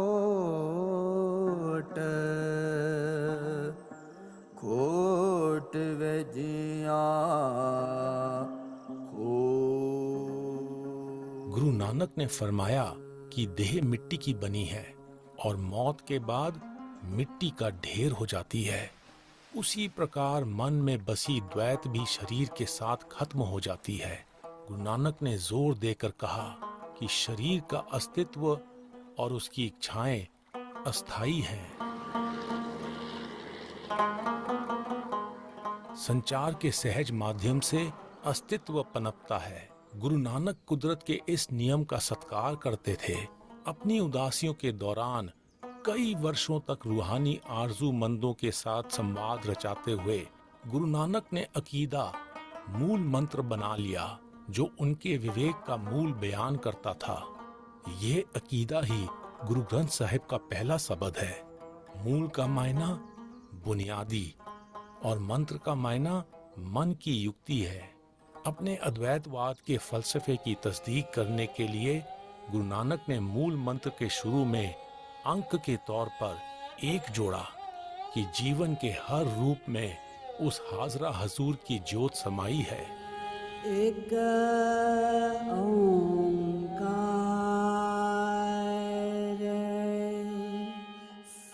सतनाम करता पुरख निरपौ निरवैर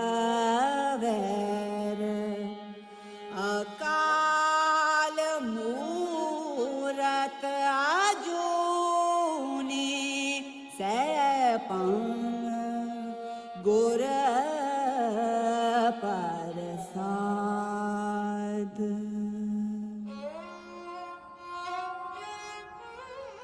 विवेक की अमृत धारा को आगे बढ़ाने के लिए गुरु नानक ने अगुवाई की मशाल भाई लहना को संभाल दी और उनका नाम अंगद रख दिया, जो संस्कृत का शब्द है जिसका मायना मानवीय जिस्म का अंग है।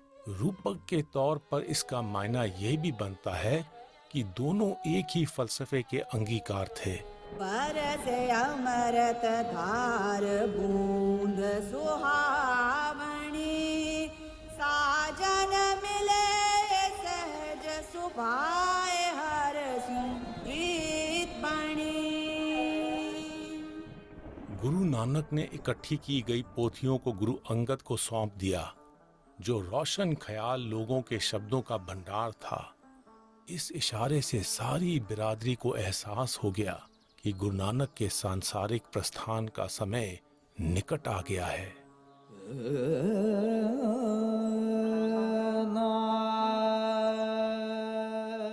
मौत जिंदगी का अहम पड़ाव है। इन दोनों का जोड़ अटूट है। जैसे सांस लेने और छोड़ने की क्रियाएं एक ही सांस में वास करती हैं। चेतना अनंत है। मौत समेत जिंदगी का हर पक्ष इलाही की बख्शीश है। गुरु नानक फरमाते हैं कि मौत को चाहे अशुभ माना जाता है, लेकिन जब विवेक हासिल हो जाता है तो मौत भी शुभ चिंतक हो जाती है। ए मन मृत शुभ चिंतन गुर शब्द हर रमण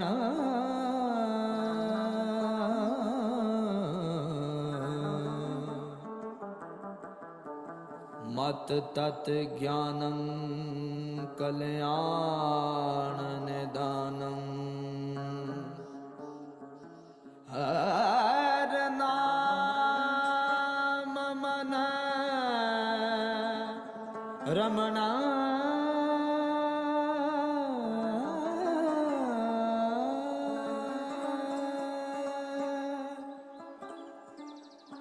चाल चित वित भ्रमा भ्रमा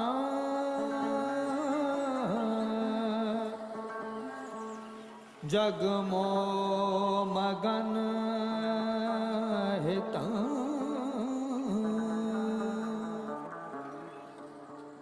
थिर नाम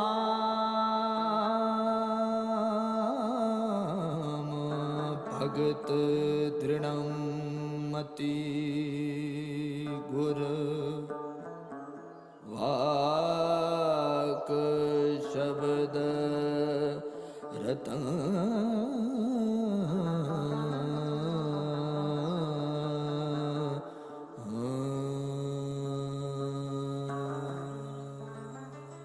साखी लिखन के मुताबिक गुरु नानक नश्वर संसार में 70 वर्षों तक रहे, 1469 से 1539 तक।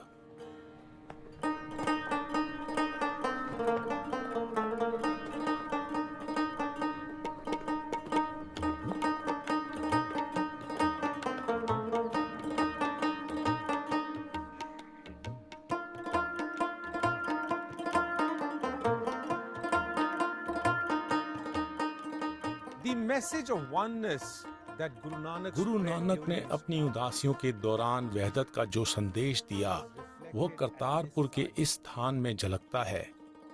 सीना बसीना वृतांत में दर्ज है कि जब गुरु नानक ज्योति ज्योत समाए तो हिंदुओं और मुसलमानों ने उनकी अंतिम रस्में अपने अपने मजहबी दस्तूर के मुताबिक करने का दावा किया।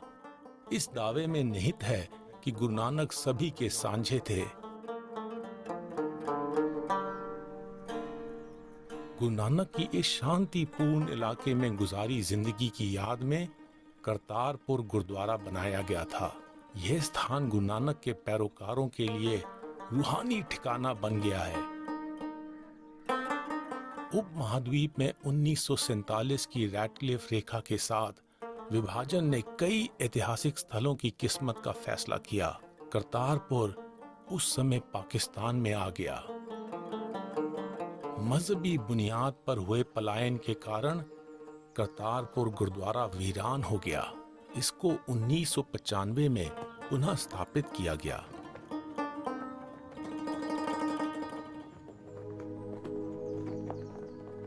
इस गुरुद्वारे की मरम्मत की गई और 2019 में गुरु नानक के 595वें जन्म दिवस के मौके पर इस स्थान को मौजूदा रूप दिया गया। गुरु नानक ने वहदत की मशाल बुलंद की और अनेकता में एकता का संदेश दिया। उनका मार्ग दुनिया की एकता के लिए आशा की किरण है।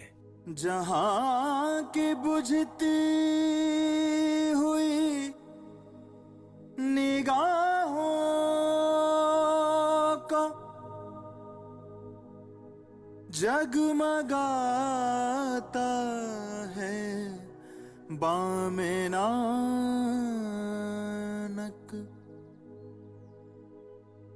ना पाक कोई ना कोई ना पाक कोई ऊंचा ना कोई नीचा।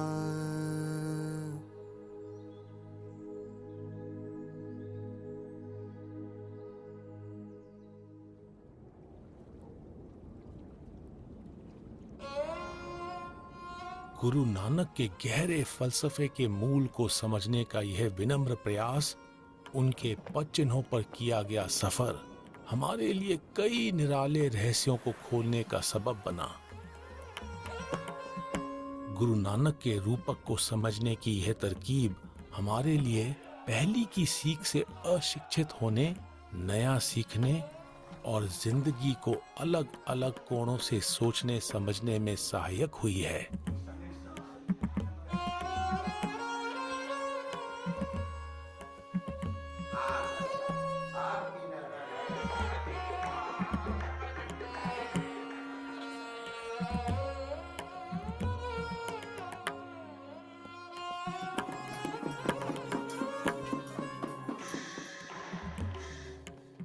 हमारे लिए सबसे बड़ा मुक्तिदायक अनुभव यह एहसास है कि संपूर्ण ब्रह्मांड एक विस्तृत संयोग है और इसके जलवे का अंदाजा लेने की कुंजी सच्चा आचरण है। आप अपने रूपक पर विचार करें।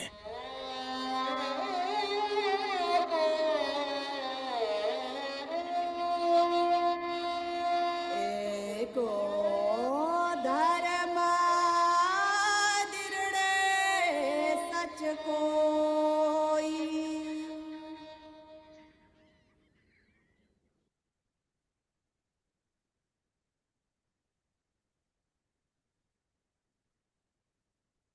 Yeah, thank you.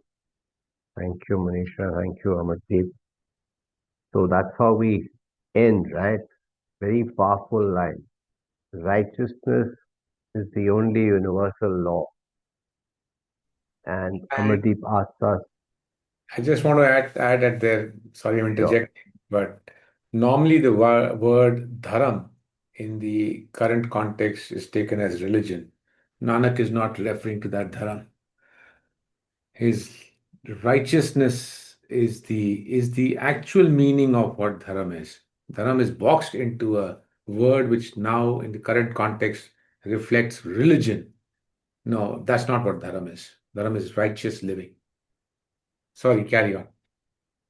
yeah. So, in case some people can't understand the word righteousness, you want to sort of explain what righteousness is? Well, I mean, it's an interesting question. I mean, there's no formula here of what is right or what's wrong. I mean, the fact is, to an extreme example, if you kill someone in a particular situation, it is wrong. But if you happen to kill someone in a particular situation, it might be perceived all right, you know? So, what is righteousness is very situational. Uh, I think with a bit of a caveat, the judge is the moral arbiter inside you. अपने अंदर की जो चेतना है वो आपको क्या बता रही है, क्या सिचुएशन है। अगर आपने कुछ गलत किया है तो आपके अंदर की आवाज ही आपको बताएगी कि आपने कुछ गलत किया है, आपको कोई और नहीं बताएगा। भाई बेशक आप कोई कोर्ट में केस जीत भी जाओ, आपको अंदर से पता होगा कि आपने गलत किया है। Right. So I think ultimately that's the moral law inside you. You can easily make laws around books. That's where the problem with religion is, that what's right and wrong, we create laws by the books and then we try and follow them, thinking that that's going to get you salvation. That's not what Nanak is talking about. It's talking about your internal situation, right? Right. And that's why contemplation is Yeah. key. And the last part where you say, are you basically saying you need to decide what you stand for? Of course, you have to have certain principles on which you live your life, and life will always create hurricanes, oddballs from here and there. Right. How do you decide to navigate through the situations is what will be the principle on which you're operating, which will decide whether it's right or wrong. I don't think there's anyone else who has to decide for you. But if you've lived your life with certain moral principles, you will know if you have deviated from it. That's all it is. I don't think we should make this as a rule book, because when you create rule books, you'll take the court of law. I mean, every lawyer is trying to beat the rule book, right? The righteousness still does not come in inside the court of law, right? A law might say something, but everyone is trying to beat it, right? You know it. Even the lawyer knows it who's fighting a case, whether he's beating around the bush, he's really fighting for the true thing, right? So everyone knows it. Yeah. Yeah. Yeah. So, as Manisha ma'am said in her WhatsApp, we'd like people to share, any thought, any lesson, any reflection you have, any memory you have of 24 episodes, and we'll, just raise your hand and we'll come to you. But meanwhile, let me talk about a few things that, you know, which I found amazing. I had personally, obviously, not visited many of these places. So just to see those places, get the feel of those places was amazing. uh, Makkah, Medina, Pakpattan, Kailash Mansarovar, so many, really, really famous Shiva temples, Rameshwaram. I mean, that was just amazing. And what, the thing that stands out for me is that the message is very, very consistent. And it's actually not a big message. It's a very small message, and it just keeps coming out in different situations. Uh, it's a very, very pithy message, right? So that's It's without the narrative of the travel, the message would not go beyond 5 more minutes. yes, You yes, can't make a 24 episode docu-series because it's very simple. Ekonkar, everything is intertwined into oneness. That's it. yes, When you yes, start seeing it from that lens, there's no differences between one and the other, whether it be on faith, money, caste, religion, whatever it be, all faith, all the plant, animal, right, humans, everything goes away because we're all from the same consciousness. Message is very simple, very, very yeah, simple. But yeah, but he's having dialogues. It's like when he's in the episode 5, in the opening, we had said, and he's saying Che Ghar, Che Gur, Che. In the Indian context, he's talking about Che Ghar, Che Gur, Che. There are 6 Indian philosophies: Sankhya, Yoga, Mimamsa, Vedanta. He's talking about 6 Indian philosophies. Che Ghar, Che Gur. 6 philosophies. There are 6 uh, philosophical teachers of that. Che Updesh. There are 6 sermons from that, ways of life.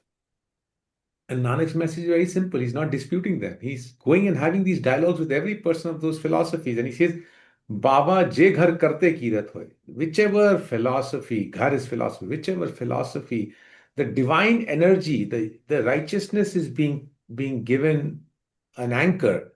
So ghar rakh vadai. Wahi jo, that philosophy is the most supreme. It really doesn't matter what boundary you are in. That's as simple as that, right? yeah, absolutely. Uh, the that and this episode also covers it, right? The true wealth is not material wealth, and that's and I remember a question Myra asked many sessions ago because she was, and I forget the exact question, but I think the import was that everybody seems to be chasing materialistic wealth, right? But you're saying that's not the real wealth. Well, that's what at least I understood from the question.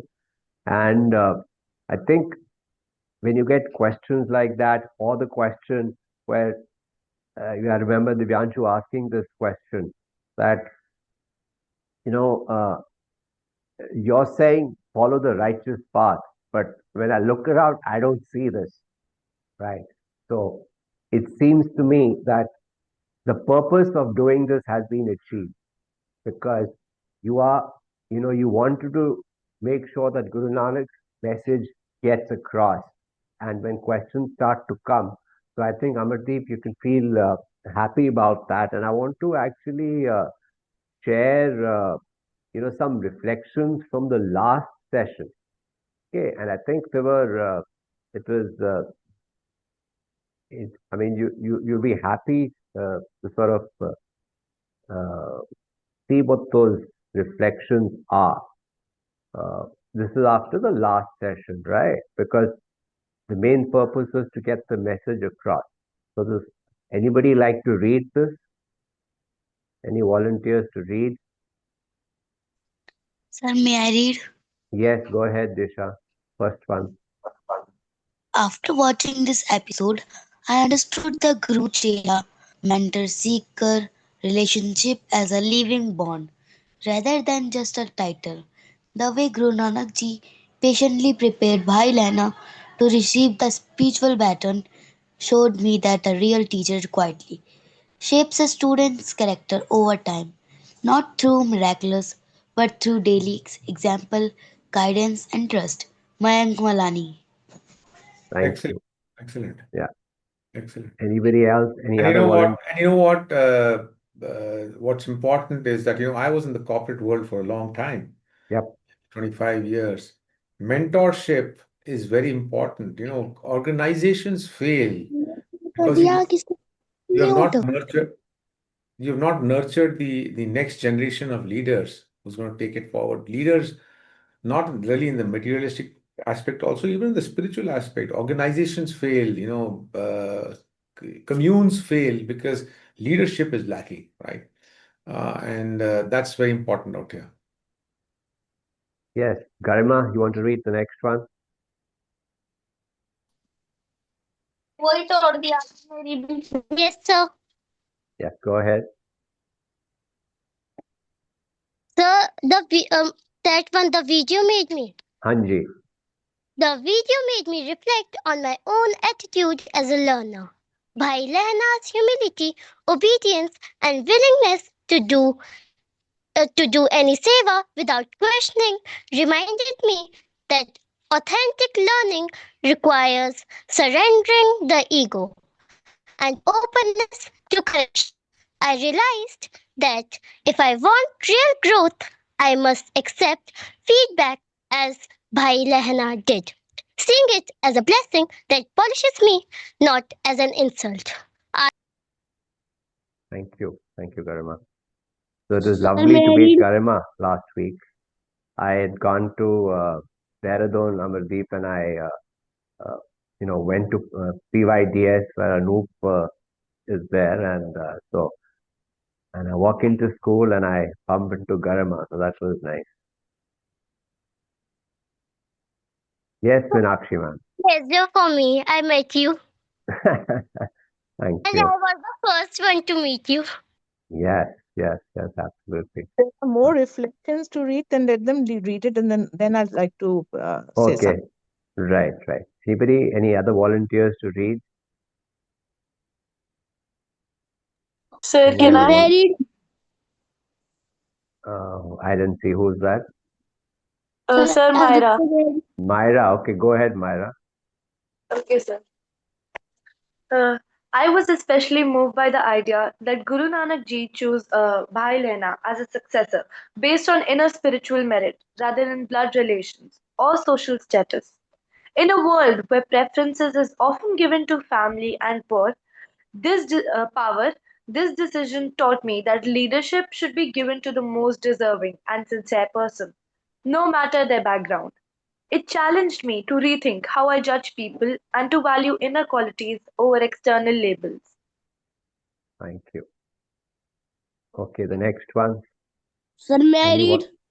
Yes, go ahead. The visuals of Guru Nanak Ji traveling to different places and interacting with people of many beliefs helped me see oneness in practical way, not just a big word. Seeing him engage respectfully in dialogue with diverse communities made me realize that I must also listen to and learn from those who think differently instead of trying to prove myself right all the time. This inspired me to see diversity in my classroom and society as an opportunity to grow spiritually. That's by Devyansh Kumar. So thank you. Anybody else like to read Sir, the can I last one? read? Yes, go ahead. The episode changed the way I look at the success in my life. Guru Nanak Ji and Bhai Lena showed that the highest success is not money or fame, but living a life of service, compassion, and truth. Their example motivated me to set goals that include helping others, being honest, and staying connected to the divine, rather than chasing only marks, careers, and material achievements. Well, this is great, Jagdeep. I'm very happy that kids are getting it. And the only thing I'll add out here is something that you started with, and the last note. Look, I mean, there's no way that they are negating materialism. I mean, you are born, you are here as a material object, right? We are a body made out of material, right? But there's a spiritual inside us which is aspiring for something bigger and something higher. And that we can only do once, like in the management, they teach you the Maslow's hierarchy curve, right? Once your roti kapda makan is satisfied, then your soul starts to actually yearning for something bigger in life, right? Bigger in the sense something beyond, not bigger, something beyond. So all I would say to the children out here is don't take the message as negation of materialism or negation of wealth or negation of fame or negation of worldly pursuits. That's not what the message is, because he's time and again having that message, that dialogue with the ascetics. You all are educating yourself to be successful in life, right? But that success has to be balanced with your pursuits, right? And when you're actually carrying out these pursuits over a period of time, there comes a time in life one takes over the precedence over the other, which is the mundane life. And like in my case, I mean, from a very young age, I was doing something other than my worldly life, right? So I succeeded in worldly life. But then there came a time when the yearning was for something else, right? So, and I could not have yearned for something else if my basic needs were not satisfied. So you have to always strike for that balance. And that's what the key message out here is. Yes, thank you for that. And I remember that meet and greet where Amardeep stressed on the point that you have to create your own passion. And, this point around being involved with other things besides academics, was key. The other thing, message that I remember uh, is that many times when Amardeep was doing this, you know, he had no clue what was going to happen next, how things were going to happen.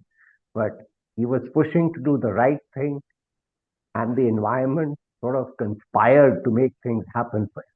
So that's the other message I took away from these episodes. Yes, Yeah. Meenakshi. Sir, may I say something too? Okay, go ahead, Disha. Thank you, Amardeep sir, to tell about Guru Nanak and who is Guru Nanak. Oh, pleasure, Disha. I really appreciate that. I mean, you all have really hung on. Thank you so much. Even if you can take 1% of what has been said, it's a good seed that'll nurture, that'll grow. Each one has their own life, their own situations. Again, just keep the right anchors in your mind and swim through the life. It's going to throw a lot of challenges, a lot of unknown things. But I know if your mind is in the right direction, if your heart is in the right direction, success is going to come. Yeah, Meenakshi. Yeah, sir. Amardeep, sir, been watching your episodes all through, all 24 of them. Oh, okay. And for me, it has been a great journey because of spiritual, I can call it a spiritual journey. I can call it about learning about, I can say it's about learning of culture, learning about the environment, everything. Yeah. And biggest thing that I'd learned, actually, I was doubtful about certain things myself. I'm also into meditation, trying to learn what this life is all about. And I'd been practicing certain things, and then I was a little doubtful. And then we had this little talk whereby you said that, okay, even uh, enlightenment comes in phases. It doesn't come all of a sudden. And so I felt that I had reached a certain point, and then, and then I felt I needed to learn more. Okay, not that being enlightened is a very big thing, but there were certain doubts in my mind. Okay, so said that, I realized that the ultimate knowledge comes in phases and may not, we may have never reached there. It is like, no, at every phase you will realize that after every step you'll realize that there's more to learn. And that's a good feeling. That was a good feeling, that it doesn't end with certain knowledge which we think and that's the end of it. So that was one good thing. The other thing is about oneness and freedom. Okay, we all talk about oneness and freedom, and no matter how much we talk about it, we don't understand it fully. And while we are talking, while we were in this journey, I think I have come to understand that much better than I was at. I understood 24 episodes back. So that is one thing. That's another thing, because that's one thing. Like we had this talk last time whereby I said, should we stop spreading the knowledge of equality and freedom and all? And you all said no, that should not be the case, because it will happen. And I also believe that it will happen sooner or later, not maybe right now, but it will happen. So that all these things are a great learning experience, let's say philosophically, spiritually. And I'm really grateful for the all the trouble that you went into in making this the allegory. So I understand you must have been through a lot of you must have gone through a lot of trouble to get permissions, permissions were hard to come because, of course, Pakistan, of course, we know is not very friendly. Okay, and in some parts of India also, people might not have been that friendly at times. And it was a great thing that you have done. I'm extremely grateful, and I'm sure lots of people will agree with me. Thank you so much, sir. Thanks, Meenakshi. I appreciate those words. I mean, look, life, the most beautiful uh, things that happen in life will happen when you face challenges. I mean, like when you look at a seed when it has to sprout and grow into a sapling and then into a tree. I mean, look at the seed when it has to break through that soil. How much of challenges it must be going through, right? Subtly, it has to kind of break through that soil, which is pushing it down. And the day it breaks and it looks beyond the soil, is what the moment of so-called your glimpses that you're talking about or challenges you're talking about. So my point I'm trying to say is that life is filled with challenges. Any project you take, if it was always smooth, then many people would be doing it, then life would be very different, and there would be nothing novice about it, right? Or nothing unique about it, nothing to actually aspire for, right? So we think not this project was not a we don't see this as a personal kind of challenge. Challenges were there, umpteen, but we think this was the most beautiful phase of our life. Um, as Jagji was saying that I've said earlier, we have not known ever what we were treading into, how the money would come. This was non-commercial project. This was purely done because of philanthropic support, because of some things that you had done in past, and people started believing in you, and you kept moving. And that's why I give the message to the young kids out here is that life is a long journey, and if you keep doing the right things, your reputation builds up, and repetition builds up. Even the most daunting tasks start actually becoming a reality.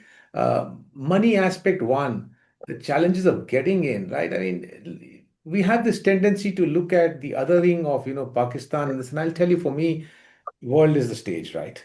I have had so much of beautiful experiences in Pakistan, Afghanistan, Tibet, India. So I look at the positivities.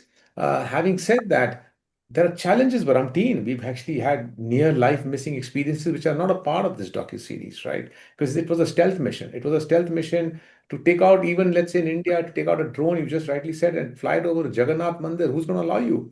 I mean, as a Sikh, having delivered so much for my community, if today I was to go to Amritsar and even at the Golden Temple, if I was to say I want to film, they will not allow me. That's the world we are living in. That's the reality. Yeah. So how did you succeed? It's a divine gift that's happened, right? But in that itself, the biggest challenge is that, when we say Pakistan is challenging, I'll tell you my biggest challenge. And I have not been talking about it for the last many years, but I've had doing the narrative, there were a lot of challenges. Having done the narrative, you became a suspect in your own country where you were born. Because how did you do it? Do you understand what I'm trying to say? I mean, I've had 3 years of tough time with the people for whom I'm doing it, right? Because the narratives have been lost. And no one, the intelligence agencies don't bother about your narrative. They will pass a verdict and they'll put you on a gallows, and then you have to kind of prove. I just believed that something saved us all through and through. And that energy, if it has got us still here, I will not appeal to any politician. I will not appeal to anyone. If this was chosen to be done and we delivered it, I will stand on my feet and let the energies decide what is the final gift to be given to me, to be crucified or to continue. And I had the most heartbreaking moment at the end of it. For the last 3 years, I've been under an immense amount of pressures with the country in which I was born. And you all know where I was born. So that's what. Our own people sometimes prove to be our biggest enemies. That's a fact. Absolutely. So and it is very heartbreaking. That's also true, because you expect the most support from them and then you don't get it. It is like that. But then I think there's another message that you're passing on, if I may just. So life without challenges would be very boring. Was a board. wouldn't it be? I mean, we may not like challenges, we may be upset with it while it is there, but later on, when we look back, like you are telling us, we find that it was the best moment, the best moments of our life, rather, just Yeah. a moment. So that is a nice thing, and that's also true that our own people mostly do not stand by us initially. Later on, maybe they'll, you know, that is Yeah. also true. So just to add to the two things that you had said, I just want to supplement something out here. My thoughts, like you said, the glimpses on your own journey. Look, this is something for every child. If you think nirvana is an everlasting situation, no, there's nothing like that, right? There's some people who get glimpses of or the achievements in moments, right? The peace in the moments, and that makes them outshine the others. That gives a perception of someone is more learned and more aspirational. I mean, a lot of people around the world call me to talk about, but I still have a lot of negativity inside me. Nanak says, in his words, koi kahe bhutna, koi kahe betala, right? Someone calls me a ghost, someone calls me betala, right? Out of rhythm, right? The most learned people also know what is the challenges inside them, right? But they've had more glimpses of these pinnacles, and that's what makes them outshine, and that's what makes them a source of inspiration for the masses, right? And that's what you're talking about in terms of glimpses. The more glimpses you have, the more evolved you will be in the eyes of the others. That's what makes someone guru. There's nothing like a person who's like God. It's you are God. Everyone is God, right? Because of creation, and that takes me to the last piece that you said, the toughness, the tough part in understanding the concept of oneness. Actually, you know what? It took me a long time to understand. It's so simple. It's so simple because the conditioning that we are brought up in, and that conditioning has to be broken because the conditioning from a childhood, you have, in my faith, I've been taught Ekonkar is God is one, God is one, God is one, God is one. I mean, give me a break. So what? And they say Ekonkar Sat Nam, Nam. His name is Truth, Sat, right?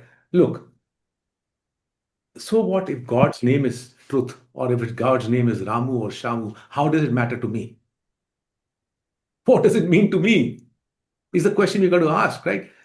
Ek Omkar is basically amongst that creative sustenance and the destructive energy which takes a form from nothing is intertwined into one.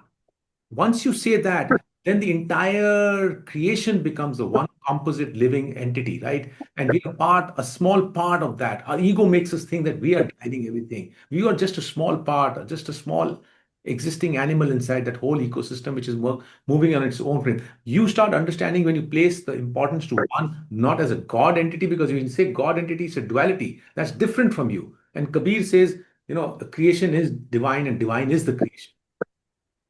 I mean, Ravidas is saying, "Tohi mohi mohi tohi antar kaisa." What's the difference between you and me? And me and you, not as an individual, even also as that entity, right? So when you start understanding from this, the concept of this God is one has to be taken away to everything is one. God element is also inside here. And God is evolving with you. Your thoughts make the God evolve. The God is not making you evolve. It's like the inspirations we get. So what we call inspiration. Very often we are not in that thought process. We don't think in that manner, but suddenly the thought comes and it becomes important to you. Exactly. Right? And your concept is situational, which does not have to be my concept. Yeah. Your situations are different than my situations, right? As long as we understand the principle, I think the world can become a better place. Then the divides go away. Oh, absolutely. Myra, Kunal, any thoughts? Garima, anything you want to say? Anybody? Otherwise, I'm going to ask Manisha to come in and say whatever she'd like to say and close it. Okay, go for it, Manisha.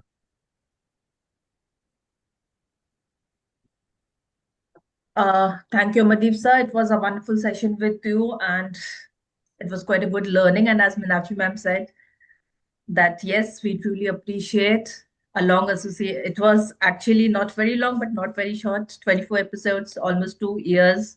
So thank you for all of this, and we humbly request you that please let me know whenever you're free time. In case once a month or maybe once in 2 months, whenever you feel like, just let us know, and we'll just plan something. Sure. And All right. thank Thank you so much. Yeah. Thank you so much. Okay. Thanks, Amardeep. Thanks a lot. We'll be in touch. Very appreciate it. And all the best. Yeah. Bye. Bye. in Thank case you, nobody sir. has to say something, we'll wind up. Yep. Disha, do you want to say Thank you, something? sir. Thank you, sir, ma'am. Thank you. Thank you, everyone. Thank you for Thank joining. And you. as it was informed and it was requested from you also, please do write something about this. It was a concluding episode. Please do write and we'll be happily publishing it. Thank you. Good day. Happy Sunday to Bye. everyone. Thanks a Bye-bye. lot. Bye.